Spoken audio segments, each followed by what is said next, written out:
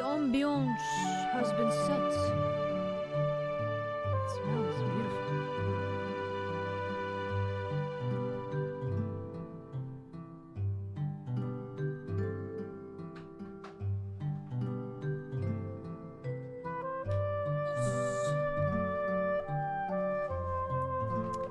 I told you I'd be early.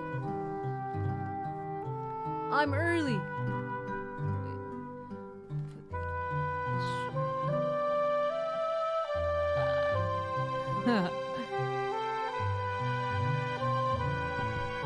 What is up? What's up? Levi. So when are you off to work?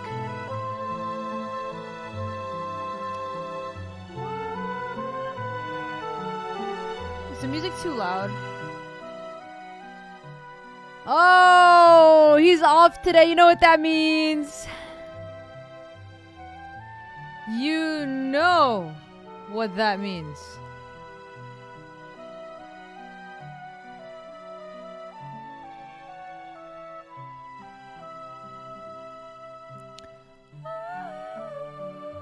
Seconds you have a kid, Why? it's like Why? your heart is Why living. is there ads? Because I'm not YouTube Premium. That is why. But that's okay. Because when I monetize on this channel, the first thing I'm gonna do is buy Premium. Matt! Matt! My man! What's good?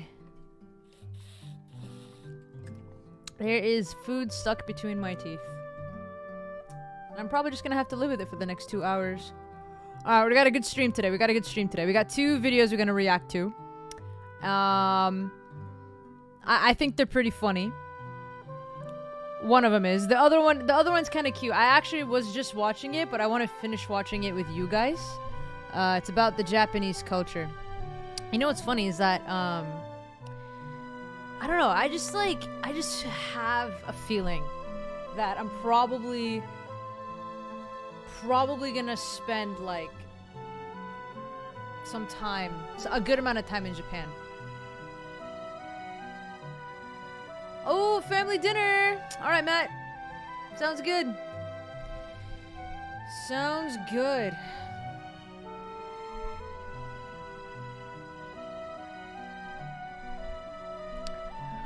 Okay, so I emailed Ludwig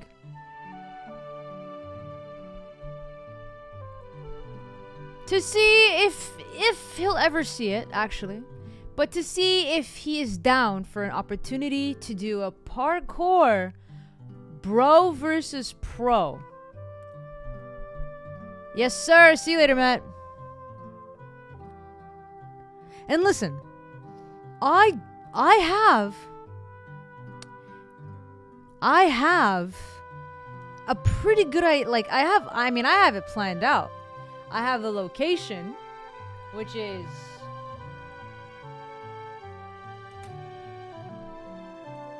Tempest, North County. I mean, look at this place. It actually looks pretty cool. It's North County. This is in, like, towards San Diego. And let's see if we can get some pictures of this place. Oh, here we go. Here we go. I mean, it looks pretty good. It looks pretty safe. And it would be really cool for him to try it out. Parkour bro versus pro. I'm just hoping this guy can see my email so we can do a collaboration. Right? I think it's pretty cool. I mean, look, I already watch his content. He's a really cool streamer. I'm sure he's a really cool guy. And I don't know. I hope he's like this. This is probably gonna be uploaded, and I hope he sees this video because it would be pretty sick. It'd be pretty sick. I'll be honest with you. But yeah. So Ludwig, if you ever see this video, if someone shares this video with you, look at your emails. Or you can hit me up. Not sure, but I don't know how else to reach you because you got probably a lot of people doing requests with you. But I think it'd be pretty fun. I think it would be pretty exciting. I mean, parkour is not easy. It's not. For people who think parkour is easy, I just make it look easy. Let's be honest here. I just make it look super easy for everyone to say, "Yo,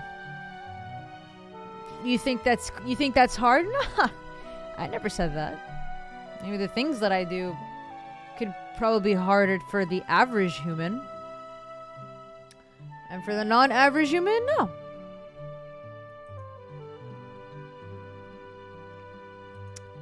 But yeah, I think this gym, honestly, this gym is probably first best right now. Because I don't know if you guys saw my video about missing Tempest South Bay. But it was in our hearts. It was all in our hearts.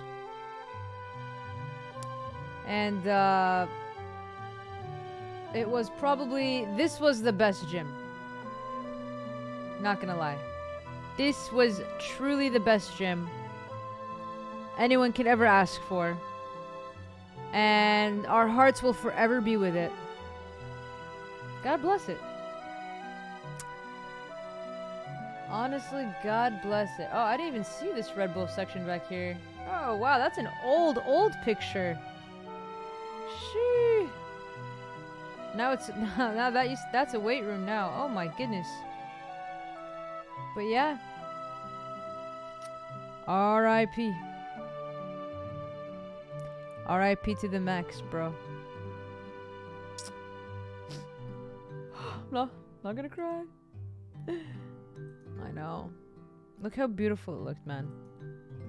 Look how beautiful this looked. And now the only closest one we have is this one. Not entirely hating on it. Oh wow, this section was even removed too. I'm not entirely hating on it, but yeah. Oh, this foam pit is gone now. Like, it's alright. It's not the greatest. It's alright. Like, this little section right here, you know, it's alright. They took this down. I've never seen this, actually. I don't know why they took it down, to be honest. But, it's not the greatest. It's not. And it's what we have now.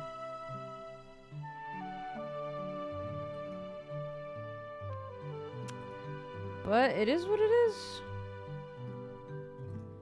It is what it is. So yeah, right now the first best is the one in North County.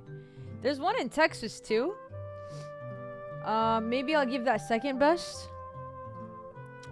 And then yeah, see Tempest free running Dallas. Yeah. The one in Dallas would be second best. And then the Valley. There's only 3 left now, yeah? Yeah. This one's pretty cool. I've been to this one. It's pretty dope.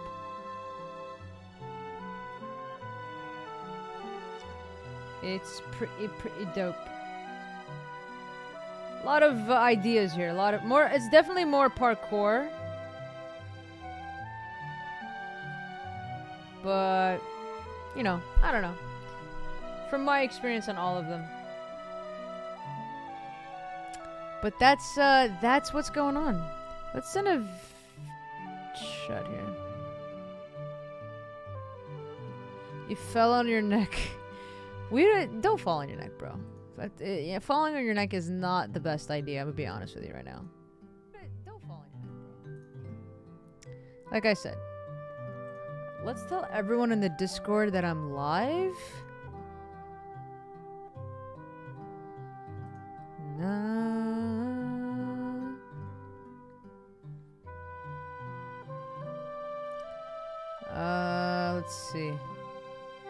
Hello.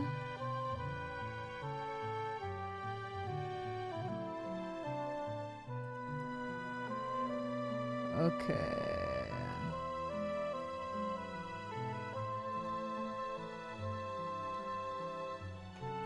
Hello, everyone. Everybody.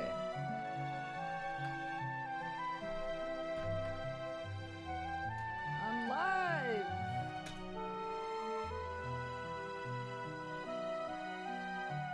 What? Is...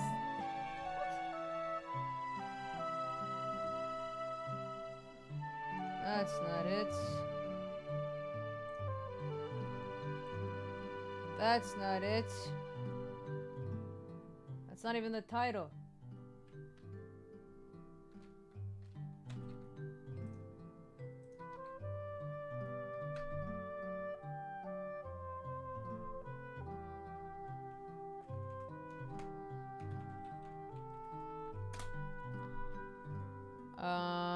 I don't know why it says the title Fall Guys with Malak. It's not. It's not. But it's a funny, interesting video that I saw last night. Yo, Levi, your setup looks like my setup, bro. That actually looks exactly like my setup. That's hilarious. Except the monitor vertical is on the other side for me. Watch. Hold on. Okay. Actually, I'm gonna just send a picture.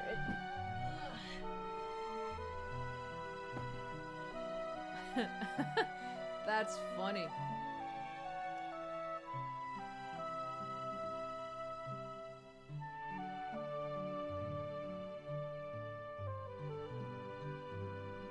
Wait a second. The front, don't worry about what's in front of my computer. That will be fixed. But that's hilarious. Okay, hold on.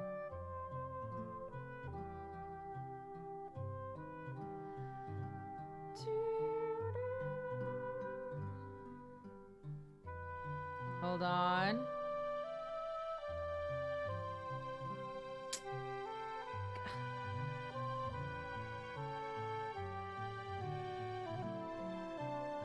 I just want to type.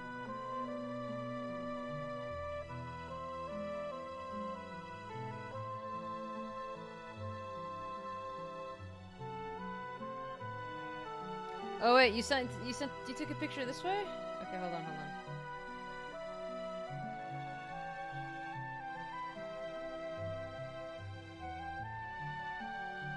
There we go.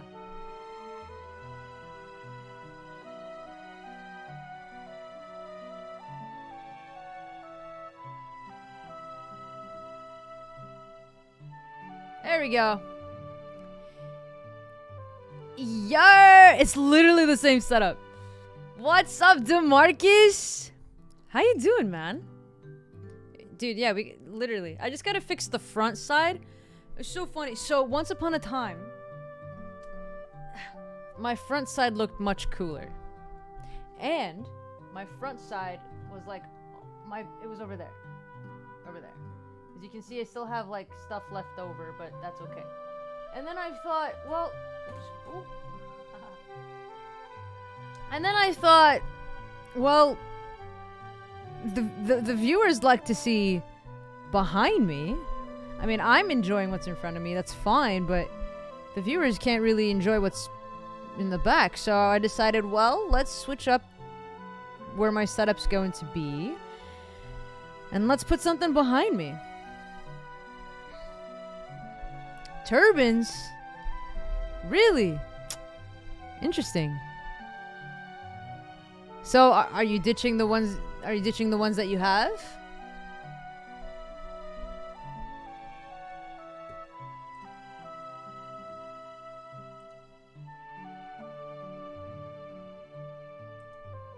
I can't tell you, to be honest. It's funny because this one, like my hijabs, they only sell hijabs, and I get them from Jordan. Ask me where I buy my hijabs. I cannot tell you. You cannot get them. Dude, Ludwig's merch is literally the best merch I've ever bought. It's so professional. Oh, that sucks. It's probably your favorite ones, huh? Because you wear them a lot. Look, I bought the large. It's so big that I can, like, cover myself.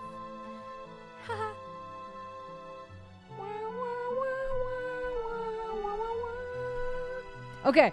Alright, guys. So, today, we're gonna talk about the ultimate Disney fan. How much was the hoodie? 95. You heard that, right? Yeah, I think you heard me.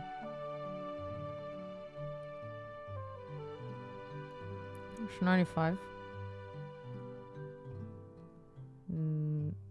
95. 95.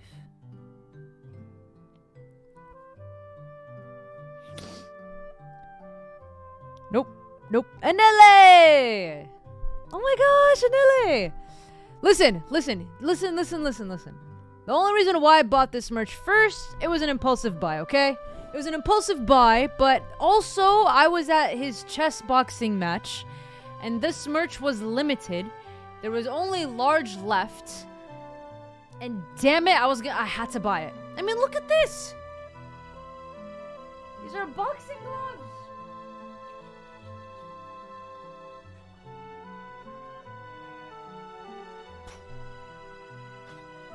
Yeah. I know. Listen, it was an impulse buy. I had to do it. Hey, Naoto! Sabah al-khair. Why are you awake? I miss you, man. I'm sorry I haven't been streaming on your time. I'm so sorry. Just so we're all clear on this. Let me see how loud my voice is. We're all clear on this. Let's see. It's not that loud, is it? Okay. Can you even hear the song? Not really. Okay. Can you even hear the song? Okay. Oh, it's perfect.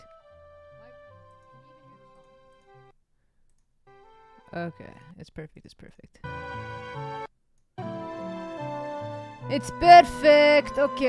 Okay. So, I have the video ready.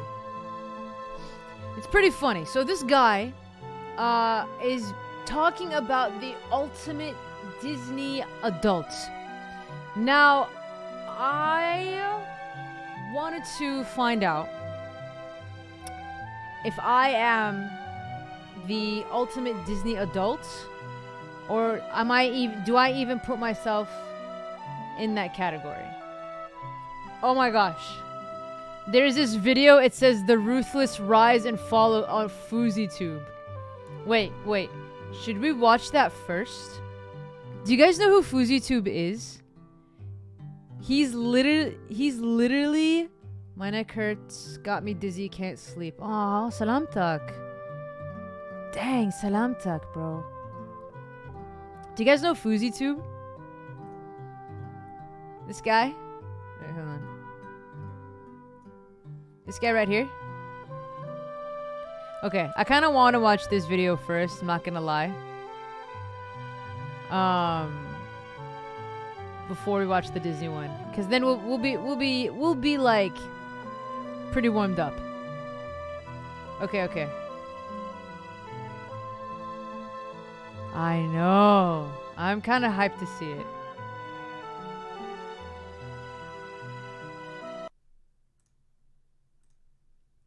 Of course, we have the ads. Pixel. Noxy. You're Noxy. Right?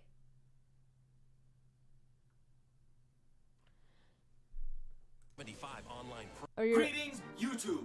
You don't know me, I don't know me, he doesn't know me, she doesn't know me, but trust me, you will know me. Welcome to FouseyTube. During his Before you're Noxy. Ha! Listen, I'm going to get premium once I monetize on this channel. When this channel monetizes, I will get premium. Cause once this monetizes, this channel's gonna go off. It's just gonna keep. It's just we're going up. We're just gonna keep going up from here. But guys, remember FouseyTube? In Arabic, halakna samawatna. He was funny, but at one point he made Arabs look bad. He just gave us a bad rep. And let me show you who this guy is. his peak, he was a king. Once upon a time, like a really, really, really long time ago, I was on the Ellen Show. And is it Yusuf? Yes. You got caught, right? Oh yeah, as you just saw, I got so into it during the YMCA. A lifestyle that 99% of people could only dream of. I paid $13,500 a month to live by myself. So yeah, this guy, he put himself up here, and then I don't know, man. That just, oh my god, all the time. 500 million views in 20. He did. Are you kidding me? Like if one Arab person does something bad, they group us.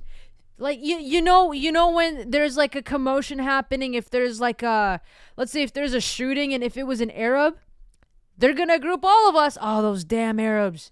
They're gonna group all of us. So he's part of that equation. If a YouTuber who's Arab does something bad, they're gonna group all of us. It's a fact. 2015. When I had 0 subscribers, I didn't say, nobody knows me, man. I'm never gonna have 1 million subscribers. I said, no, I'm going to get 1 million subscribers. $200,000 every. Yusuf Erekat. That's his name. Minority problems.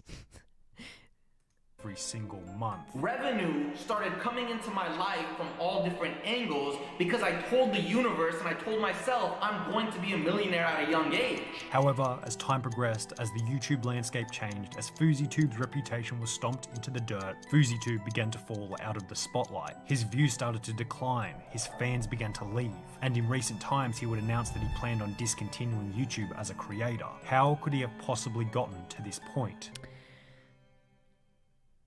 Well, let's, I guess, find out.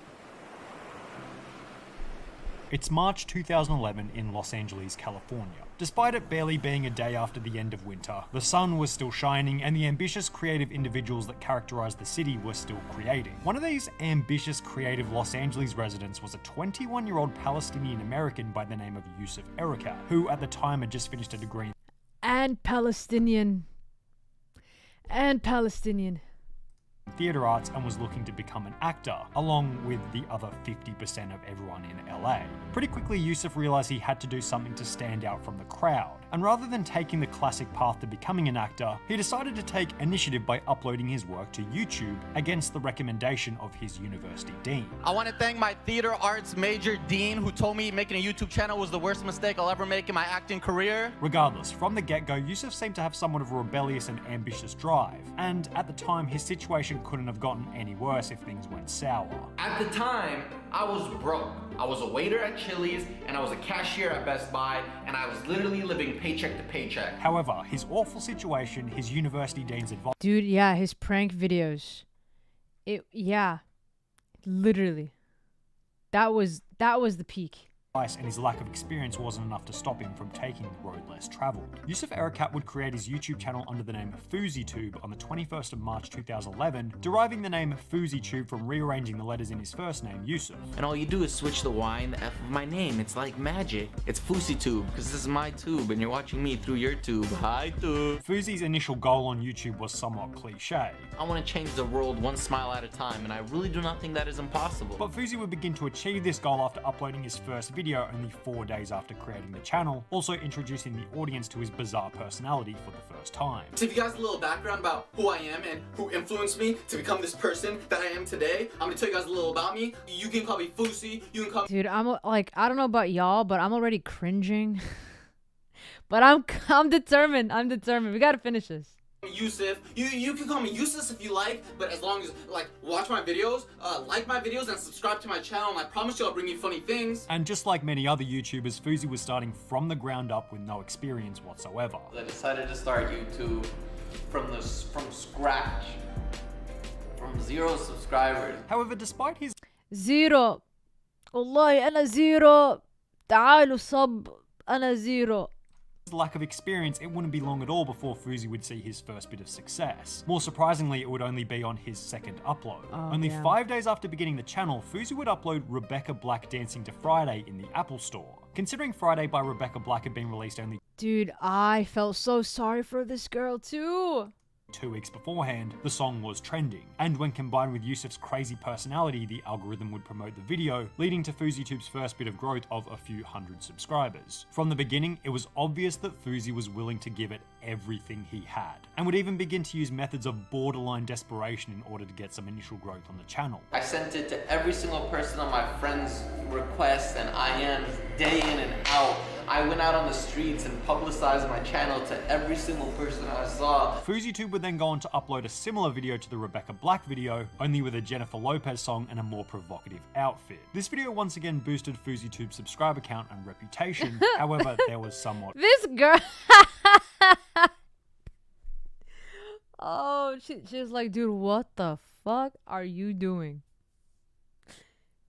And please leave the store. Of a problem here. There was only so many times Fousey could dance in front of a webcam in the Apple Store. He needed to change his content to something where he could implement a bit more. This one was peak. Like, it was during Ramadan, and we actually waited for his episodes to come in. Variety, and it wouldn't be long at all before he would come to discover this new video style. Yusuf! I'm coming! Yusuf? What? How do you send text? Yeah, this one was peak. I personally enjoyed these segments. In July 2011, approximately 4 months after beginning the channel, FouseyTube would hit 3,500 subscribers and upload a video titled Middle Eastern Parents. Mama, I just got into Harvard. Good, good. Mama, I just got into a car accident. I'm gay. You're what? You're gay? You're gay? Oh, yes, I'll show you gay. This video had one element that all of his previously uploaded videos failed to incorporate: relatability. Viewers who are also of Middle Eastern descent found the stereotypes to be 100%. 100%. entertaining, and Fousey would gain further loyal fans. This video would gain 93,000 views in the first week, despite Fousey only having 5,000 subscribers, indicating to Fousey that he should create more videos with a similar premise. For this reason, Fousey would go on to upload an array of different videos mocking the Middle Eastern stereotypes, such as the hummus dance. Hello everybody, it is very nice to meet you through the UBTube. My name is Ibrahim, and right here you have my... Oh, you're so beautiful. As well as Middle Eastern mistakes. Dinner's almost ready. Who are you waiting for? Mama, I already ate at school today. I spent all this time cooking and you already ate? Yeah, this is also true. Literally.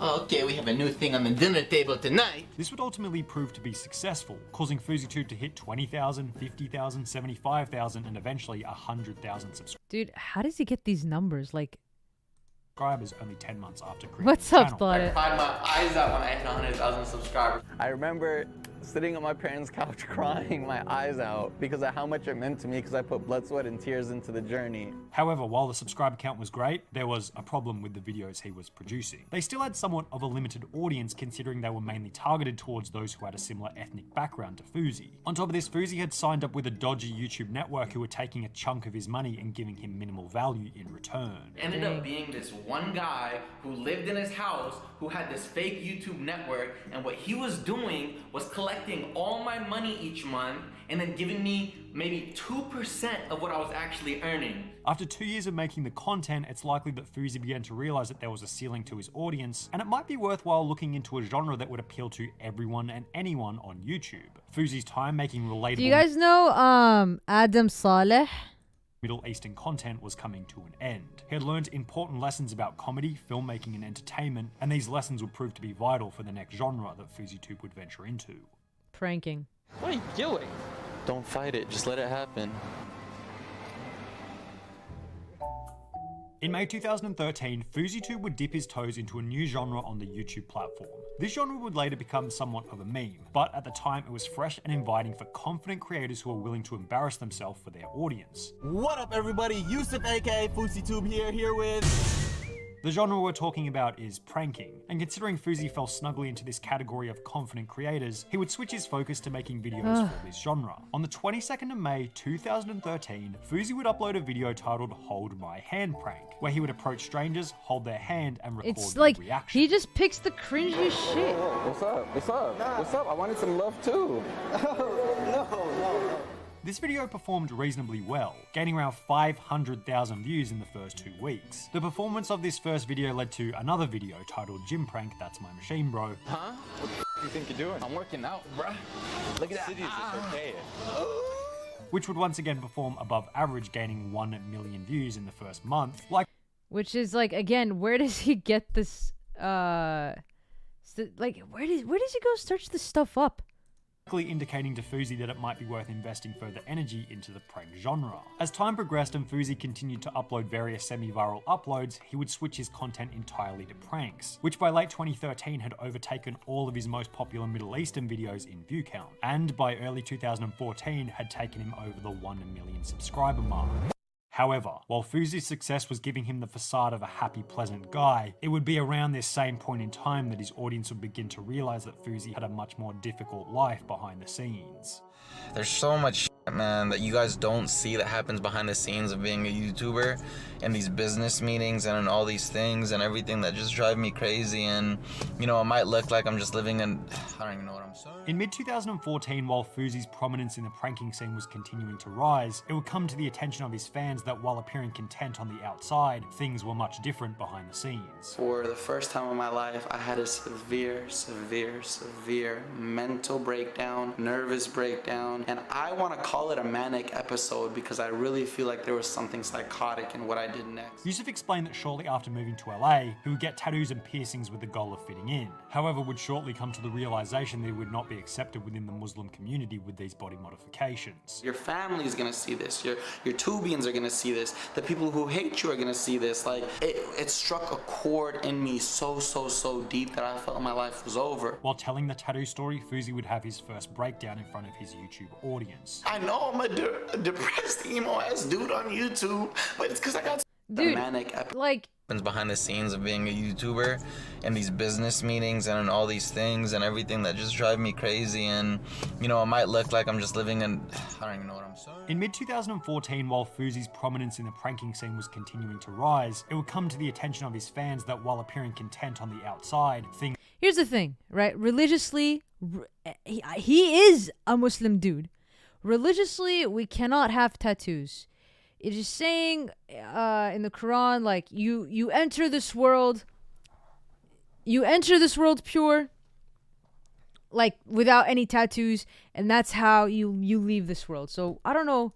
Things were much different behind the scenes. For the first time in my life, I had a severe mental breakdown, nervous breakdown, and I want to call it a manic episode because I really feel like there was something psychotic in what I did next. Yusuf explained that shortly after moving to LA, he would get tattoos and piercings with the goal of fitting in. However, would shortly come to the realization that he would not be accepted within the Muslim community with these body modifications. Like, yeah.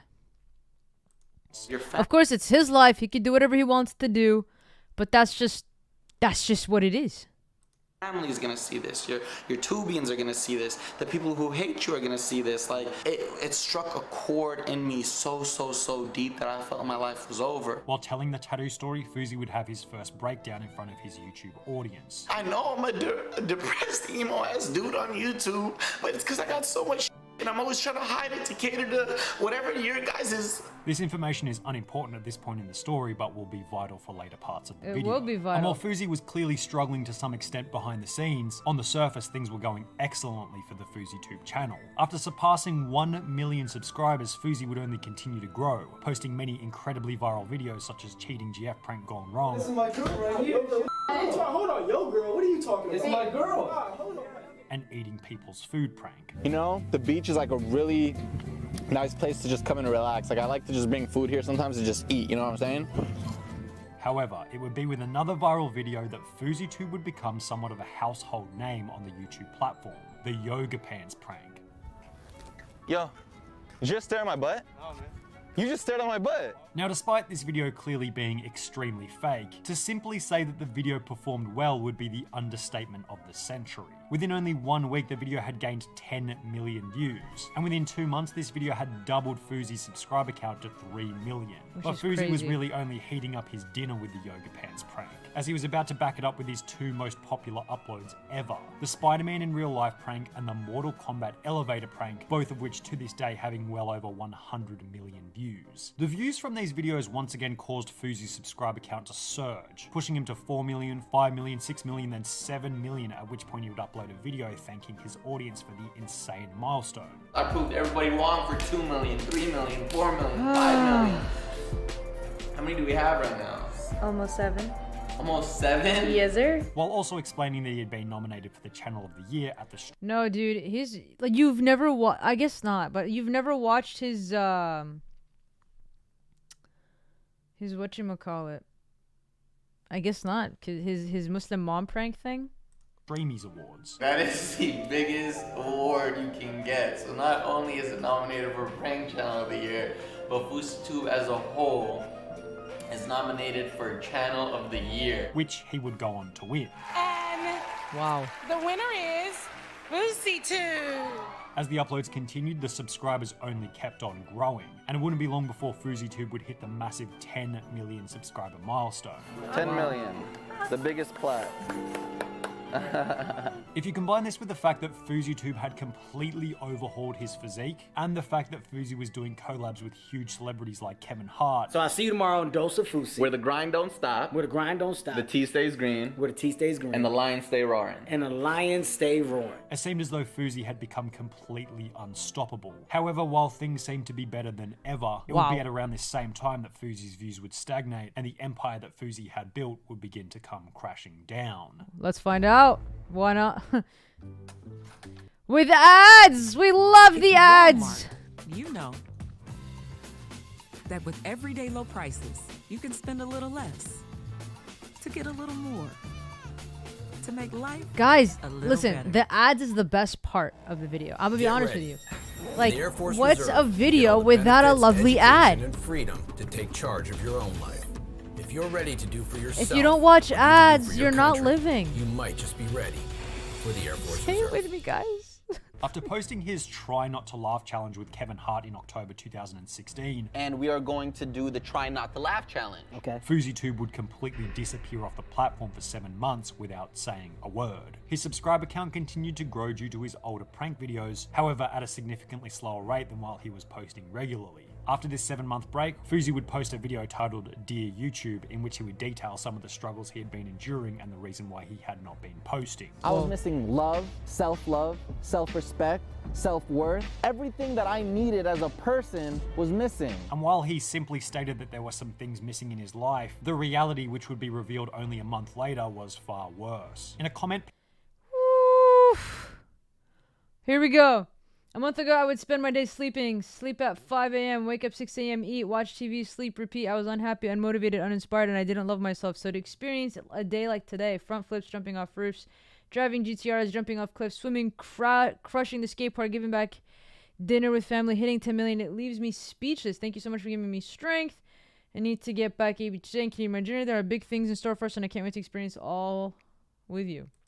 Pinned on Fuzi's 10 million subscriber special video, he would reveal that during his 7-month break, he would quote, sleep at 5 a.m, wake up at 6 p.m, eat, watch TV, sleep, repeat. I was unhappy, unmotivated, uninspired, and didn't love myself. I would sleep at 5 a.m, wake up at like 6 p.m, play Zelda Switch until like crazy hours. I would go to the gym religiously, and I would just stay to myself. I was in great shape, but I wasn't doing things. Stay to myself in my apartment. This was once again backed up by another comment detailing that during his break, he was in the darkest place he had ever been. I started hating myself. Everyone started hating me.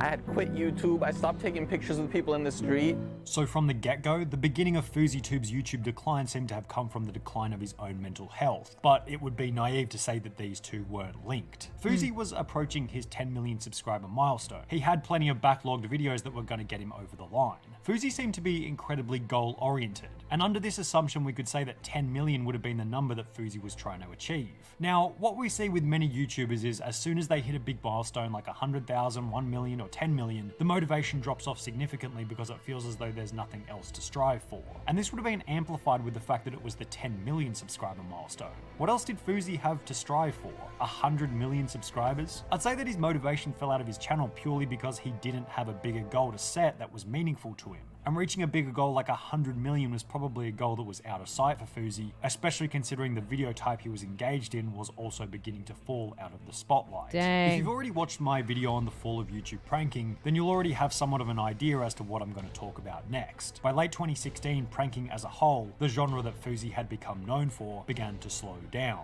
Fuzi had somewhat of a reputation for creating fake pranks. Hey, I'm Shane Barbera. I was in FuziTube's Uber prank.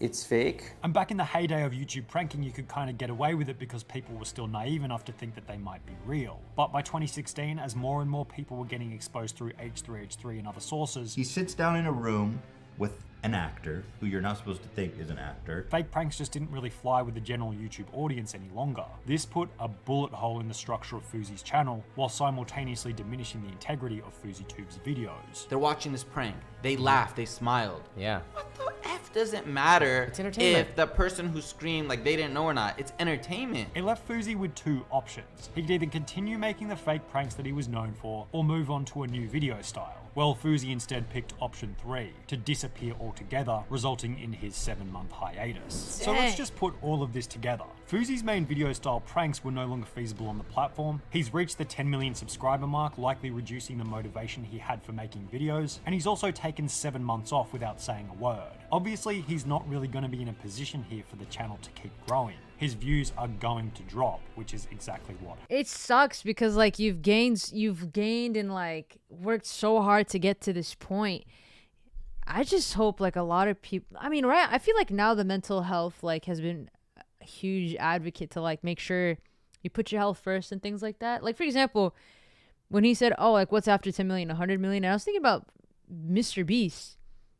He's just like, I'm here to make good videos. I don't care what number this is, but like I'm here to make good videos, and that's it. That's literally his drive. And for him, like, you know, what is his drive? Happened. Fuzi went from 5 to 15 million views per video before his 7-month break to between 500,000 and 3 million per video upon his return. This is best articulated by his monthly view count at the time. We can see that Fuzi had one of his best months in July 2016, then he takes a break in October 2016 and his views drop dramatically. They jump back up upon his return, but then drop significantly once again owed to his trodden down reputation. And just in case this scenario wasn't already bad enough, YouTube was about to hit Fuzi with another piece of negative motivation. Sometimes the Demonetization. 2 million views. Logan Paul. With ridiculous. Suicide Forest. The whole shebang. Was paying. That's when I started YouTube. 2017.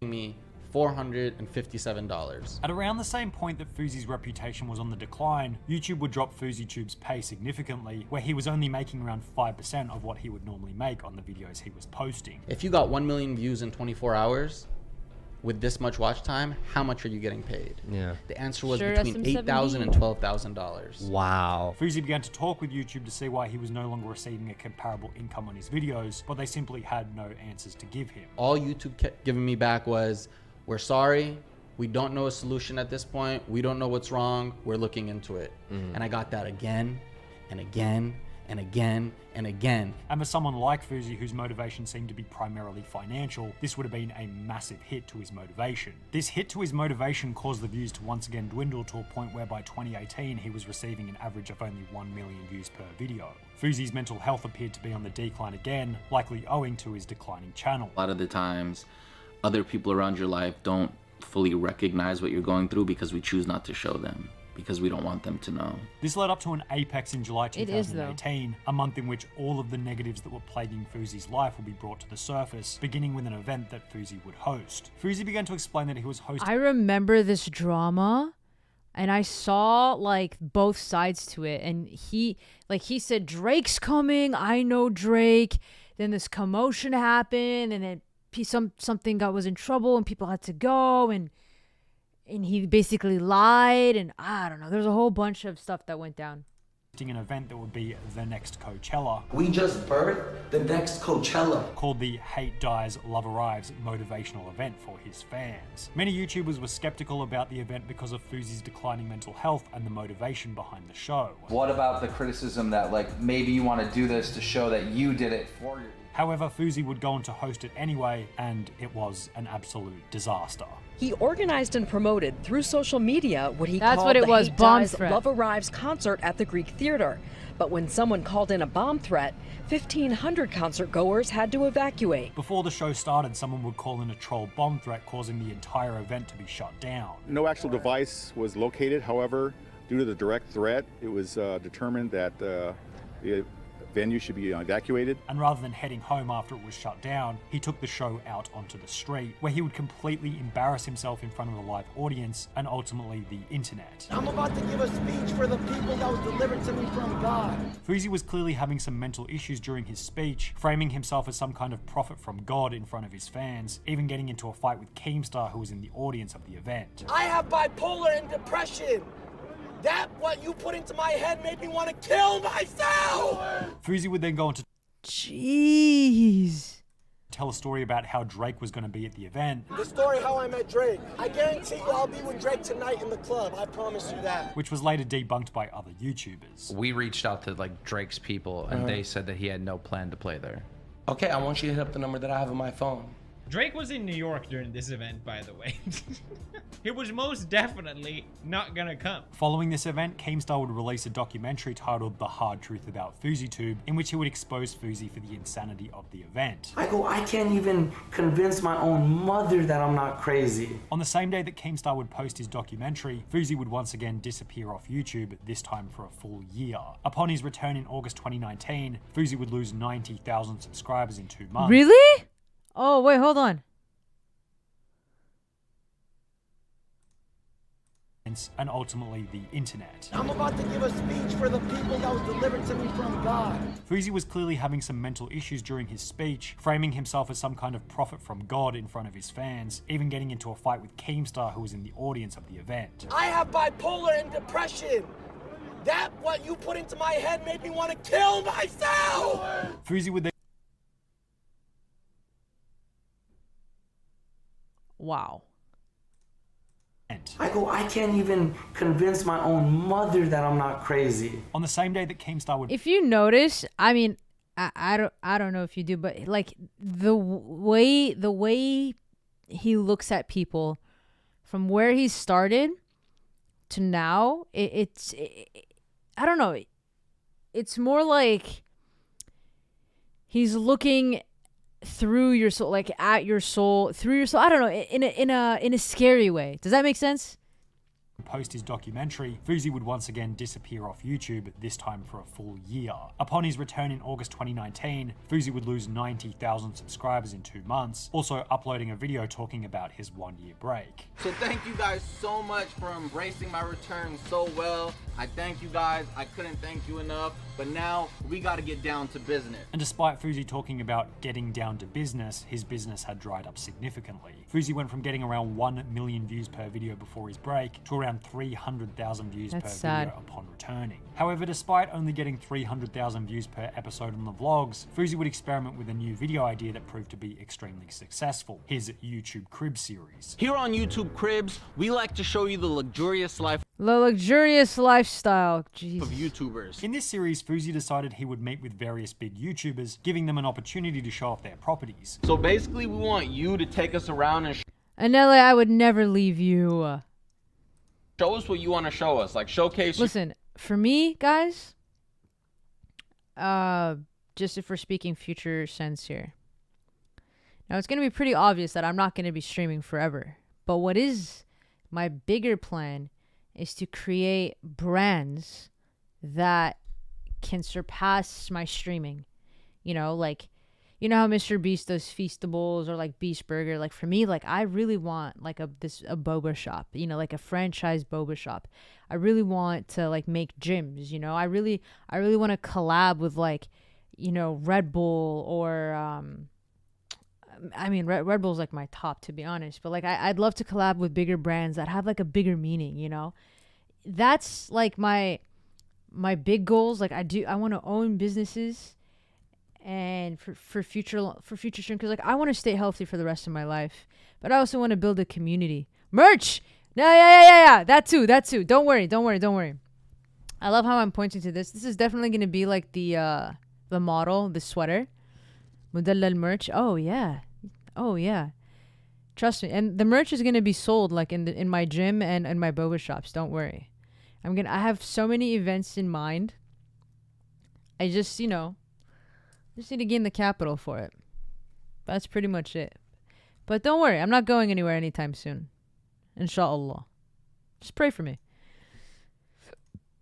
your home to us. Fousey met up with individuals like Logan Paul, Lance Stewart, Tanner Fox, and Alex Wasabi, with most videos gaining more than 1 million views. Could this be the return of FouseyTube back to his former position of glory? Well, unfortunately not, as shortly after posting these 4 episodes, Fousey would take another 6-month break, failing to upload any more YouTube Cribs episodes. After this 6-month break, Fousey's views would drop to around... I studied business marketing, so this is literally up my alley. And only 100,000 per video, where they've remained up until this day. On the 2nd of February 2021, Fousey seems to have given up on the FouseyTube channel after uploading a video titled My Last Video on this channel. In this video, Fousey explained that he would be releasing a book, which is currently available for pre-order on Amazon. It went out for pre-order. It's the #1 bestseller right now. Yeah. Fousey now seems to be primarily focusing on music as well as his podcast channel titled Gotta Get It, in which I can't. This guy's trying so... Oh, see? Adam Saleh. Ex-manager stole 100,000. See, this is like the commotion right here. Sure. Fousey has been posting what seems to be weekly videos. We'd like to welcome you to our new podcast. This is going to be episode #1, and we're super excited for you to be a part of our adventure. However, the likelihood that this channel will return him to where he was at his peak is extremely slim.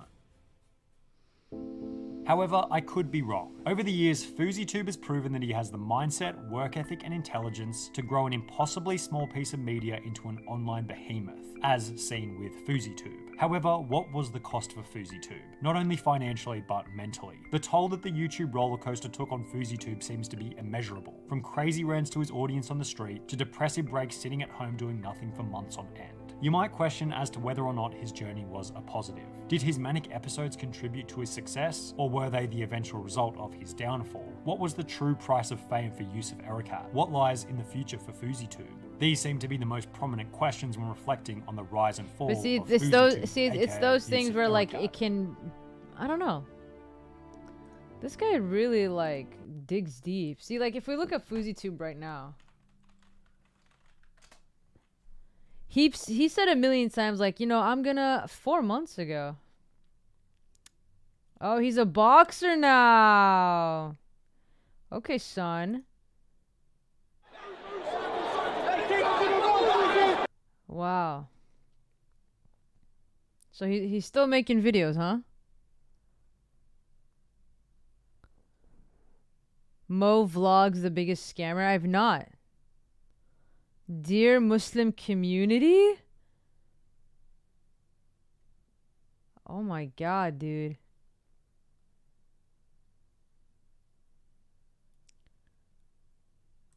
What? Like, what is he doing? I dreamt you didn't cash back this flight. You got another mask? Are you the CEO of Cashbacking? No, you're not. Earn big with Chase Freedom Unlimited. How do you cash back? Why 2 ads?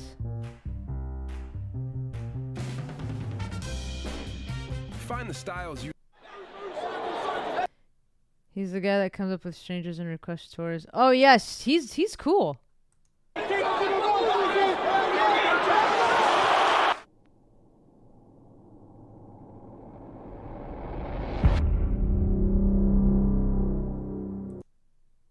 See what the issue is. Is it a tear? Is it so I can finally be like, see, this is what I fought through? Cause I know, like, it's been months. I think it's microfracture tears in the area. You know, the biggest enemy I've had my entire life, my entire career has been myself, and it's in my mind. Yep.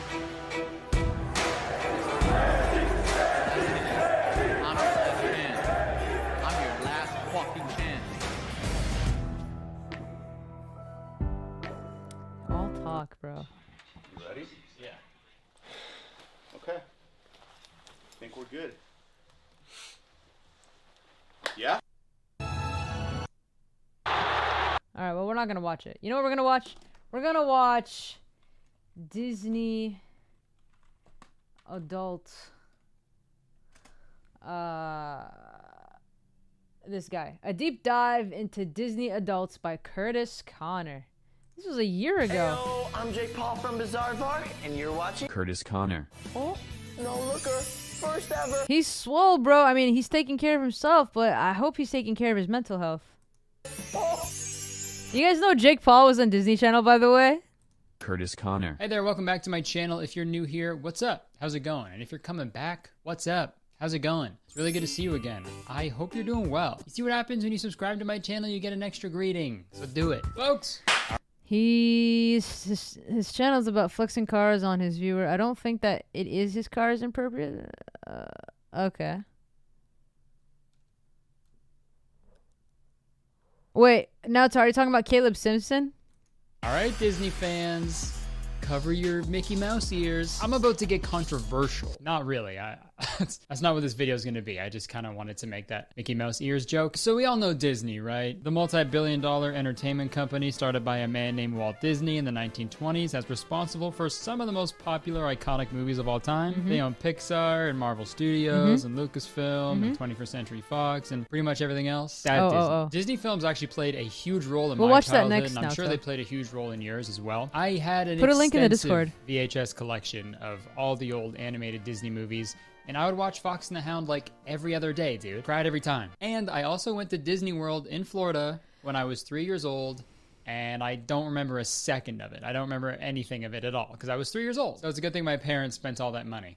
And I'll admit it, okay? Disney knows how to make a good movie. Have you seen Minutemen? It's a goddamn masterpiece, okay? That film should be projected on a wall in the Louvre. All right, I Louvre it. And since people hold these Disney movies so close to their hearts, some people really go all out with their admiration for the Walt Disney Company well into their adulthood. And that's what we're going to be talking about today. Y'all, let me tell you, like, I probably can categorize as a Disney adult, but like, I don't cosplay. I don't cosplay at all, actually. And like, have my room Disneyfied and yeah, just watch. Basically, my life, it's Disney, but like, and I will tell you that I love Disney because like I know like every song, almost, but like I don't wear Disney. Unfortunately, the only definition I could find for Disney adults was on Urban Dictionary, so apologies in advance. So according to Urban Dictionary, a Disney adult is a millennial adult with or without kids that can't stop talking about Disney, including the movies and the parks. Even if they do have kids, they're still way more obsessed with it than their kids ever would be. They probably engage in casual Disney bounding, which we'll talk about later. And wow, even if they do have kids, they're still way more obsessed with it than their kids will ever be. Well, yeah, because millennials had it good.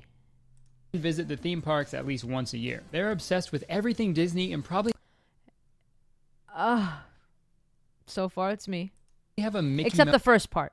Mouse bumper sticker and or no tattoo. One of the most terrifyingly intense people you'll ever encounter. Okay. Now that's the problem with Urban Dictionary. No one can just give a definition, you know? They always have to like throw their own opinion in there at the end. Could you imagine if like Webster's Dictionary did that? You look up the definition of peanut and it says, the oval seed of a South American plant, widely roasted and salted and eaten as a snack. I don't like them. I'm allergic. But you can get the general public's opinion based on that definition alone. People just think Disney adults are weird and cringy. And a few years ago, I for sure would have made a video just, you know, roasting these people, goofing on them. Because, you know, silly adult, Disney for kids. But dude, I'm 27, you know, I'm an adult. I feel like instead of just making fun of something I don't understand, it's better for me to just try to understand it and then make fun of it. Because I'll admit it, they, you know, some Disney adults do weird things. Like here's a hypothetical thing a Disney adult might do. Like maybe they'll make a TikTok about trying all the water from inside the park and, you know, they'll grade it 1 to 10 and they'll include all the gross fountains with pennies in it. That's literally the grossest thing anyone should ever do. Because like why? Like why? For views? And shit. And then they'll get banned from Disney because obviously that's trespass warning, Orange County Sheriff Office. the weirdest thing you could ever do. You know, that's just a thing that might happen, but no one would actually ever do that, right? It'd be insane. I just got banned by Disney. So folks, today we are going to take a close look at the world of Disney adults, and I'm going to try my best to understand why they do the things that they do. Disclaimer, if you are a Disney adult, please don't get mad at me. Fair warning, I might take the piss out of it a little bit in this video because I still want this to be a little funny. But at the end of the day, seriously, I just want to learn. I just want to see what all the fuss is about, okay? So without further ado, let's see what's up. You know, like the movie. It's a pretty good video, right? Oh! Are we in ads? Hi, I'm Will. We're on from ads. Zigger LLC. Dang. If you use Steam, But it's pretty funny, right? Just wait for it. It gets worse. Okay, so when you search Disney adults on Google Trends, pretty stagnant up until about September 2009, which is actually right around the time where Disney acquired Marvel Entertainment. So my guess is that articles were using the term Disney and the word adults like more often than usual when they were writing about this. So it's a little tough to find the actual origin of the term Disney adult, but I mean, pretty obvious as adults. What else do you call adults obsessed with Disney, right? Don't say Disney it, adult. Don't say it, don't say it. Losers. I'm kidding. Oof. Jeez. Obviously, Disney movies aren't just for kids. I know that. Don't look up Disney adult films, though. That's probably a bad idea. Or maybe it's a good idea. Thank you. Who knows? Most Disney movies like actually include jokes that like only adults will understand, you know? Like this one. I have over 30 accessories and I deserve more respect. Ah, that's better. Hey, no one takes my wife's mouth except me. Mr. Potato Head? More like Mr. Potato Getting Head. But those jokes aside, I feel like Disney movies are just good, except for Cars 2, which was great. Disney knows how to tell a good story, and they really know how to tackle these emotional and complex issues and ideas. Even when there aren't any humans in the actual movie, their stories are always very human. And we can all relate to them, which is genius because it appeals to kids because it's silly, you know, goofy, it's bright, it's nice to look at, but it also appeals to the adults who are the ones that are going to be spending the money on movie tickets and streaming service subscriptions and t-shirts and action figures and lightsabers and cruise ship vacations and theme park tickets and just fucking everything else that Disney sells. But when it comes to Disney parks, I'm sure the parents are down to go too, right? Because it's like, yeah, sure, my kids get to go play on the rides. I liked the movies as well. And also they have beer there. So I'll get a little buzz and then maybe I'll get a little buzz. Like, could you imagine? Dude, the fact that Disneyland California was just it was more of an adult theme park, one because there is wine and there is beer, but now Disneyland, for the longest time they refused to like serve alcohol. Now they budged. So guess what? Of course it's more of an adult park now because we are the ones, the millennials, grew up in that time. And we have the money. So cater to us.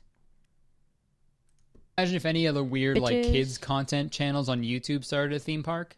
Fucking Johnny Land. Yeah, like anybody would ever go to a Spider-Man and Elsa theme park. Oh, wait. People don't really have an issue with parents going to Disneyland with their kids, but when an adult who doesn't have kids goes to Disney like every week, they dress up for it, they have Disney memorabilia, and their whole life revolves around Disney, that's what people seem to have a problem with. And obviously, the main group of people who are Disney adults are millennials. And you know what? Especially in like the last year or two, the hate towards millennials has been pretty gnarly. Deserved though. I'm a millennial. I'm not proud of it. I'm trying to quit. And it is extremely millennial or chuggy to be a Disney adult. Honestly, dude, the lengths these Disney adults go to show their love for Disney is honestly pretty impressive. For example, there's this thing called... It's too much.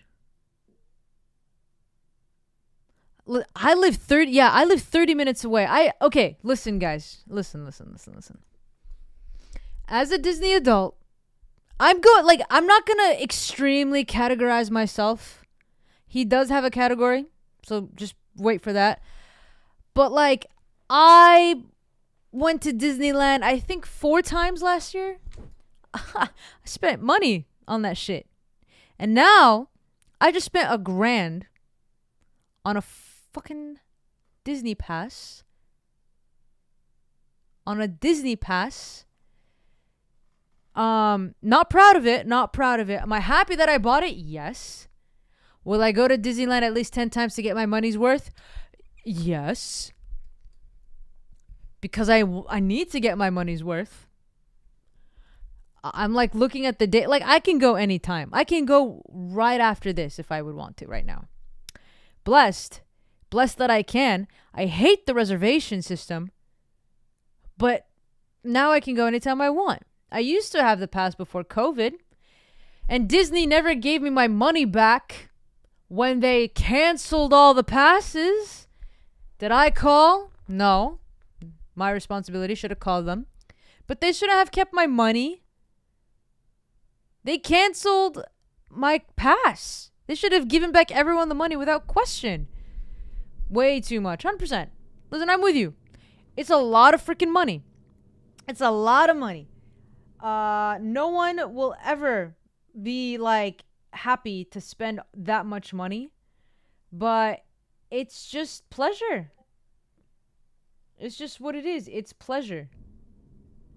And we cannot say otherwise. But it's pleasure. You guys can hear the video okay, right?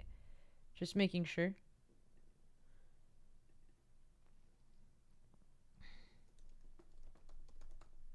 Okay. Called Disney bounding that we heard about in the definition, where people will take inspiration from a certain Disney character and incorporate... Like immediately this is Smee. Immediately I know. Oh, you can't even see it. Okay, let's try it again. Well, this is Smee. Immediately, but we're from here.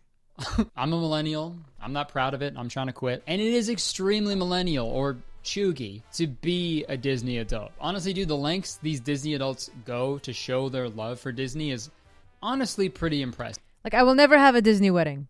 I will never spend $100,000 on a wedding. For example, there's this thing called Disney bounding that we heard about in the definition, where people will take inspiration from a certain Disney character and incorporate that into their outfit that they wear to a Disney park. So say you want to dress up like Goofy. You know, maybe you throw on an orange shirt and a yellow cardigan and a green hat, and there you go, dude. You look goofy as hell in like a nice way. They have to do like subtle costume. He's so mean. Because obviously if you pull up to a Disney park in like a full Sully fursuit, some little kid's gonna be like, oh, you work here because you're dressed up like Sully. Can I get a photo? And they maybe say, no, fuck off, kid. I don't want to take a photo. And that kid cries, and then the parents complain to Disney. So it's a whole thing. No furries at Disney, I guess. And dude, I get why people poke fun at this stuff. I understand. I'm not gonna sit here and pretend like I've never, thought this was a silly thing to do. But honestly, man, looking at it now, whatever floats your boat. Or whatever touches your butt. Like when I see photos and videos of Disney adults like at Disney. Like I could never. Like this is too much. This is too much. No hate to anyone who does it. It's just for me, it's like, you know what it is? It's like an explosion of extrovertedness. You need to be a certain level of extroverted to attract this much attention and not care. I don't think I've ever achieved that level of happiness, right? What's that like? What is that like? They're way happier than I will ever be, and it's not hurting anybody. Or is it? There is a bunch of criticisms towards Disney adults, so I figured we'd go over the main, like, 3 that I think people have against them and see if they're warranted. Number 1. Devoting your life to a corporation. There are people out there who think it's a little odd to devote so much of your life and identity Oh, it's okay, T. one of the biggest corporations in the world. And some could go as far as, you know, saying the very concept of Disney adults could be pulled like right out of a dystopian like sci-fi novel. And honestly, I can see where they're coming from a little bit. There's something almost Orwellian about a group of people buying everything related to a corporation, dressing like the characters, getting engaged at the company's theme park, and sort of forming a symbiotic relationship. We're with a cult. Business. Orwellian is a word I have. We're a cult. Characteristics of writings of George Orwell, especially with the reference of this dystopian account of a future totalitarian state. Yes. I had to Google to make sure. But again, I'm trying to be as open-minded as I can. This isn't my cup of tea, but if it makes someone happy, who am I to say it's bad, right? Like if there was a Legend of Zelda theme park by my house, I'd go every single day, okay? So I get it. Criticism number 2, Disney's problematic past and present, and future, probably. So when you're a corporation as big as Disney, you're gonna get caught up in a few scandals. I think it's inevitable. You don't become one of the biggest companies in the world without a complete lack of business ethics. Let's go over just a few controversies that Disney has had. They've used countless offensive stereotypes and imagery in their movies over... Dude, Peter Pan? We talked about this. Oh my god. Like, what? This, like... Go looking back at it, like, yeah, I just there's so much in this picture alone that like everyone has addressed already, but like it's just wild to look back at to see the amount of poorly stereotyping is what stereotyping, racist, you could say the whole shebang. And I mean, looking at it now, if someone did that, like Aladdin, for example, I mean, I don't know, I feel like Aladdin did a pretty good job, to be honest, but everyone else, jeez, I'm sorry. Over the years, a total of 29 animals died either on the way to Disney's Animal Kingdom or while they were there. Pixar's John Lasseter was accused several times of sexual harassment over the course of more than a decade. A 4-year-old who died of leukemia was a huge Spider-Man fan, and his father wanted to put Spider-Man on his dead son's headstone, but Disney refused, stating that its denial would help preserve the innocence and magic of its characters. Like what? And oh yeah, Disney tried to trademark the Day of the Dead, Dia de los Muertos, the holiday. They tried trademarking that because Pixar was working on a movie that featured the holiday, and they wanted to sell Day of the Dead themed merchandise. Disney tried to trademark a fucking holiday. Hey, I know you've been celebrating Day of the Dead for like thousands of years, and it's really important, like personally and culturally, but how much? Can I have it, please? How much? Come on, I got the money. Like, who are they supposed to ask? Oh yeah, I didn't even watch it. Also, yeah, but like, who are they supposed to ask to even own that holiday? Can I have it? I want to make a t-shirt.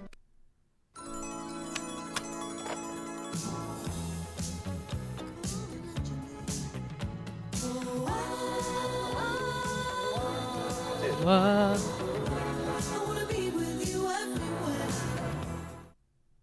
Urban Plates, you have the freedom to eat healthy Oh. or indulgent, all for prices We're getting that there, guys. won't break the bank. Plate Pass saves you. And of course, there's that whole thing about Walt Disney being anti-Semitic and how he froze himself, and then Disney. So it's not. It's a rumor. Rumor has it that the animation legend was frozen after that, so he can be reanimated to the future. Is it a myth? Yeah, it's a myth. I heard about that. It's a complete myth. Or is it? Disney made the movie Frozen, so when people search Walt Disney Frozen, the movie pops up instead of articles about Walt. That's a smart move. Walt Disney being frozen. In The Lion King, there's the sex written in the stars. And there's also this weird clip from Aladdin. Good, can you just take off? There's the topless woman in the background of that one scene in The Rescuers, the penis on the Little Yeah, I know that one. Mermaid cover, and the hard penis in the Little Mermaid marriage scene. Yep. There's a lot. And all of this is terrible, I know, but the worst thing Disney has ever done is this. Oh, hey, Dixie and Noah.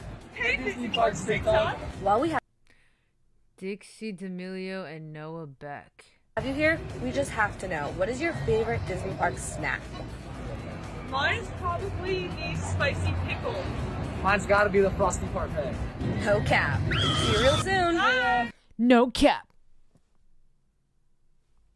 You're not even a millennial. No cap. See you real soon.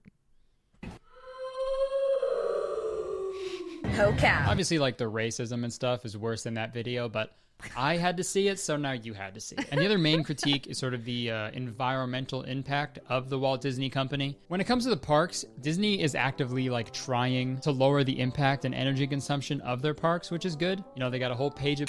Okay, so once upon a time, I used to work at Disneyland. Woo. Okay, I do have a picture of when I was in Disneyland, but you gotta be watching.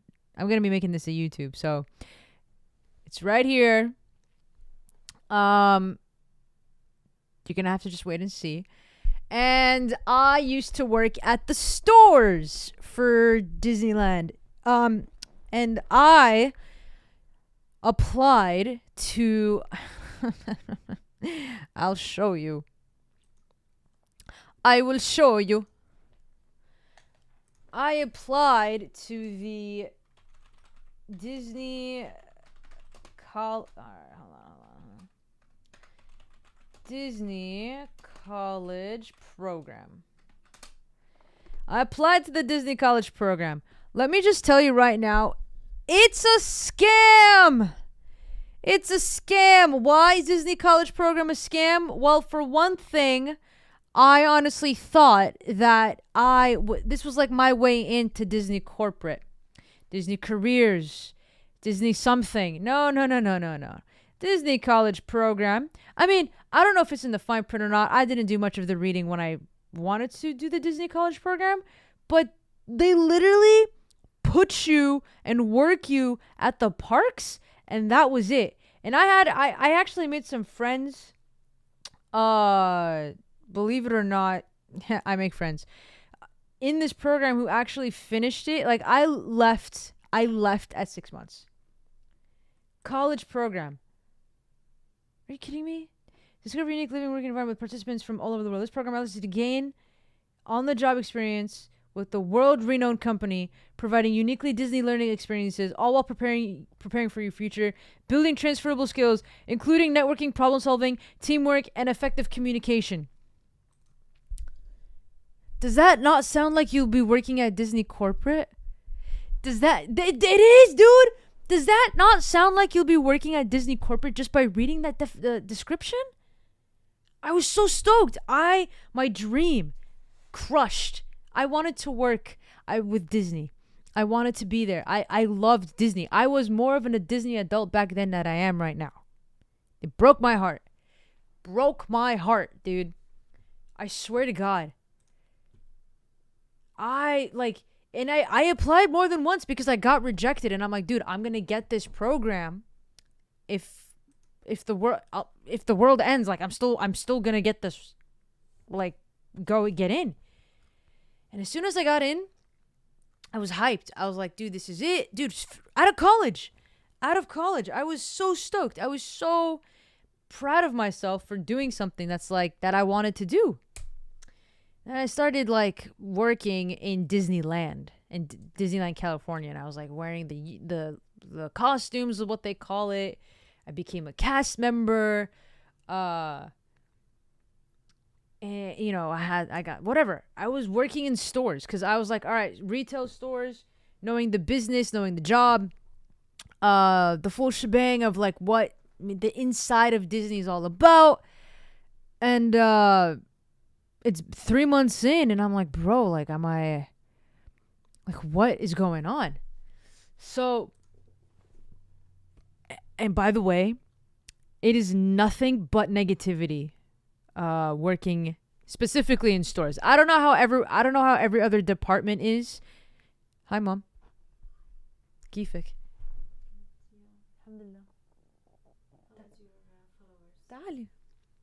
Everyone, this is my mom. Hi, guys. They can't hear you because this microphone is only... Hi, guys. She says hi. She says hi. What do I... Oh, okay.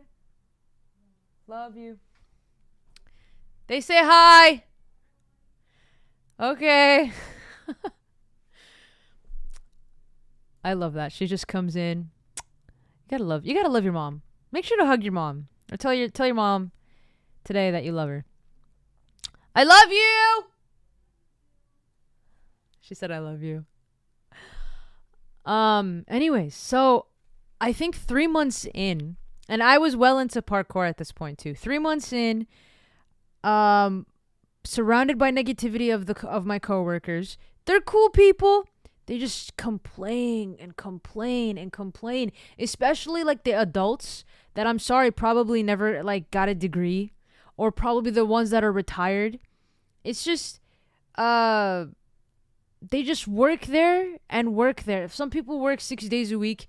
So I met someone that was working there since the park opened. And it was just negativity all around, to be honest. It was wild. It was wild. Like I said, people are nice. The atmosphere is great. Like no one was rude to me. I just didn't like it. It was too, they worked you real hard. They worked you real hard. And like where you get your costumes, and then where the parks you have to go to and things like that. Like cool, I went backstage, but like it wasn't great. Like the area to sit was run down. There's a subway in the back, but like that was like okay, I guess. I mean, like I'd rather bring my own food. The couches were just gross. It smelled in the back. It's wasn't great. It wasn't great. It was so sad. It kind of ruined Disney for me, to be honest. And 3 months in, I had an opportunity. They do. It's underground, yeah. I didn't see it though, but it's true. There's a whole underground. What was I saying? Oh yeah. 3 months in, I had an opportunity to be in a Red Bull event in Utah, and I couldn't get the days off. And so I was like, straight up, I was like, dude, I quit. Like I quit. I can't work this. I'm miserable. 3 months in, could you believe that? And I never looked back. Like I don't regret it at all, to be honest. And you know, kind of like you just learn. But the Disney college program is a scam. And if people who worked at the Disney college program want to prove me wrong, I would like to know. If anyone sees this, I want to know what your experience was, because it wasn't great for me, and it wasn't great for the friends that I made. It wasn't. But you know who I got to meet? And he was also my mentor? Believe it or not. Believe it or not. Do you guys know this guy? Mr. Straw Hat Goofy? He was my mentor, by the way. He was my mentor in Disneyland, which was wild. Life is good though. I want y'all to see that life is great. Your life is great too. Have a good time, man. Have some fun. Yeah, this guy, crazy stuff. He's good. I don't know if you guys know him or not, but that's my story. I'll show you some pictures from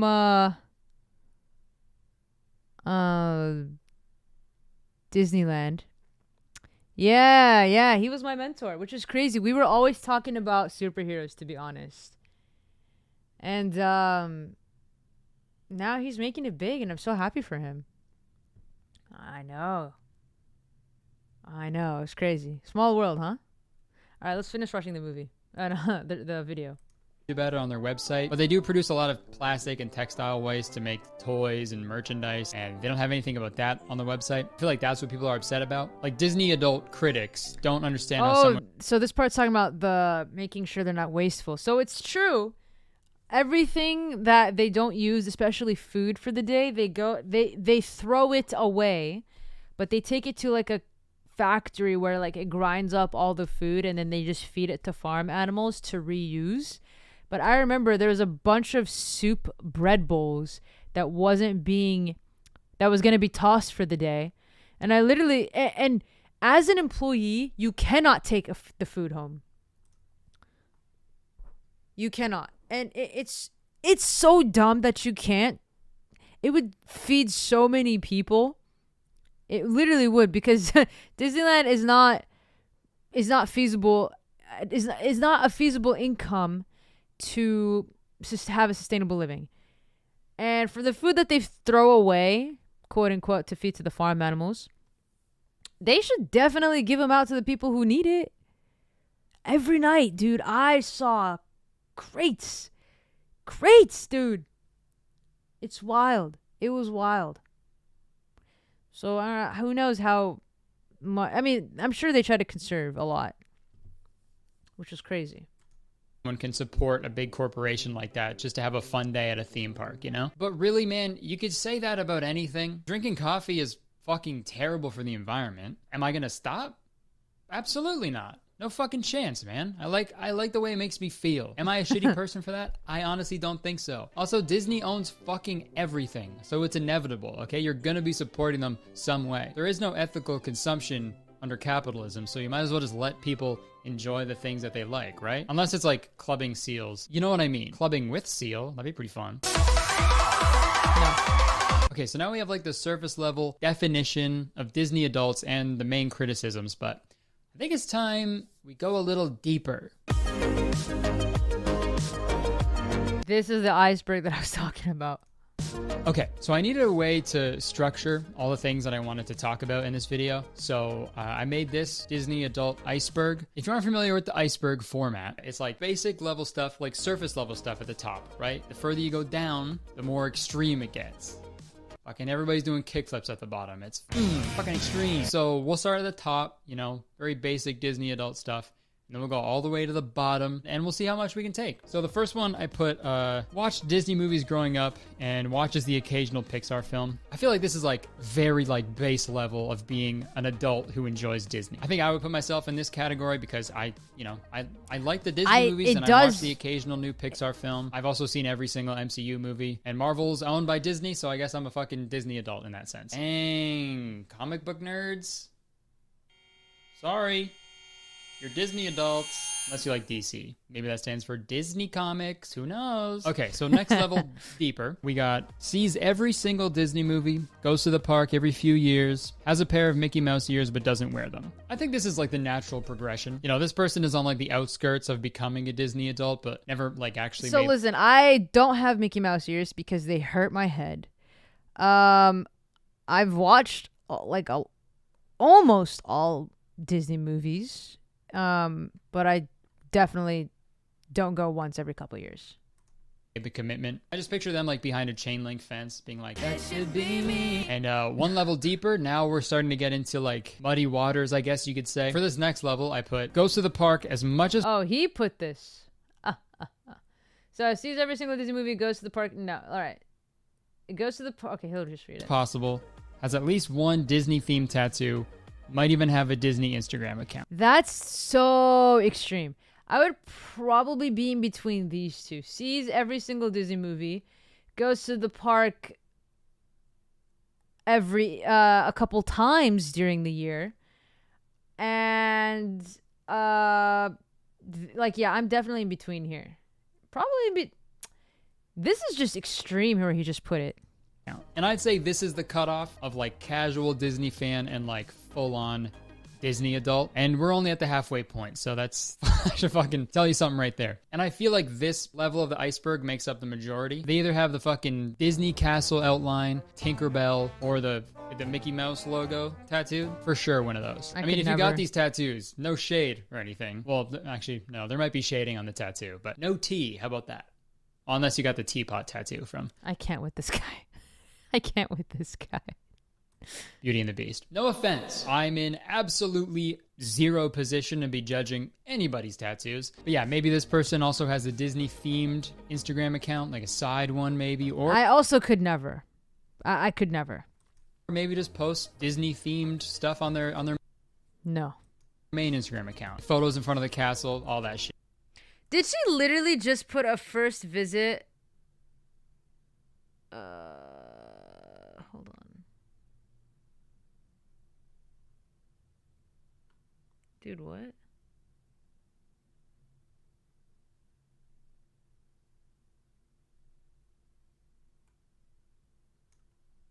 Absolutely zero position to be judging anybody's tattoos. But yeah, maybe this person also has a Disney-themed Instagram account, like a side one maybe, or maybe just post Disney-themed stuff on their main Instagram account. Photos in front of the Like, your kid is not even out.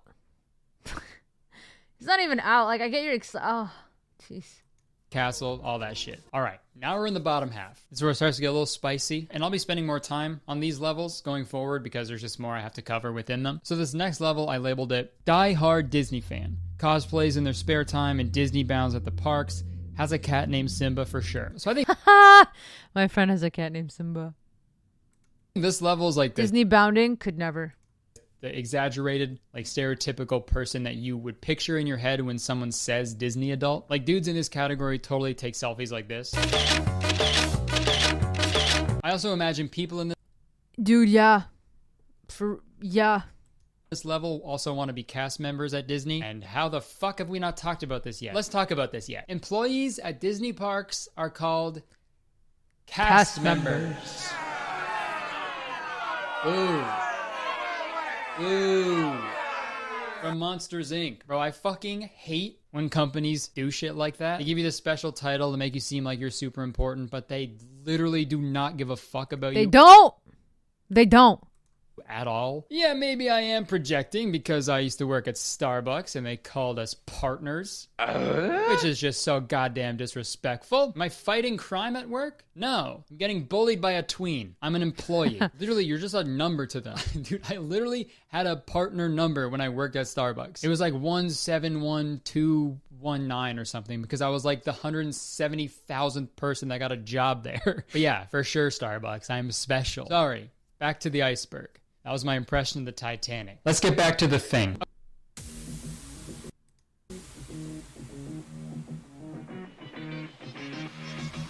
Okay, so this next level is where I start to feel a little odd about Disney adults. All the other stuff, it's fine, whatever. But these next two levels are just very weird. To me, Disney wedding and honeymoon spends every anniversary at the park but doesn't have any kids. You?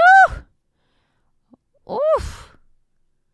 Like this one, I will never, ever spend $100+ grand at a wedding.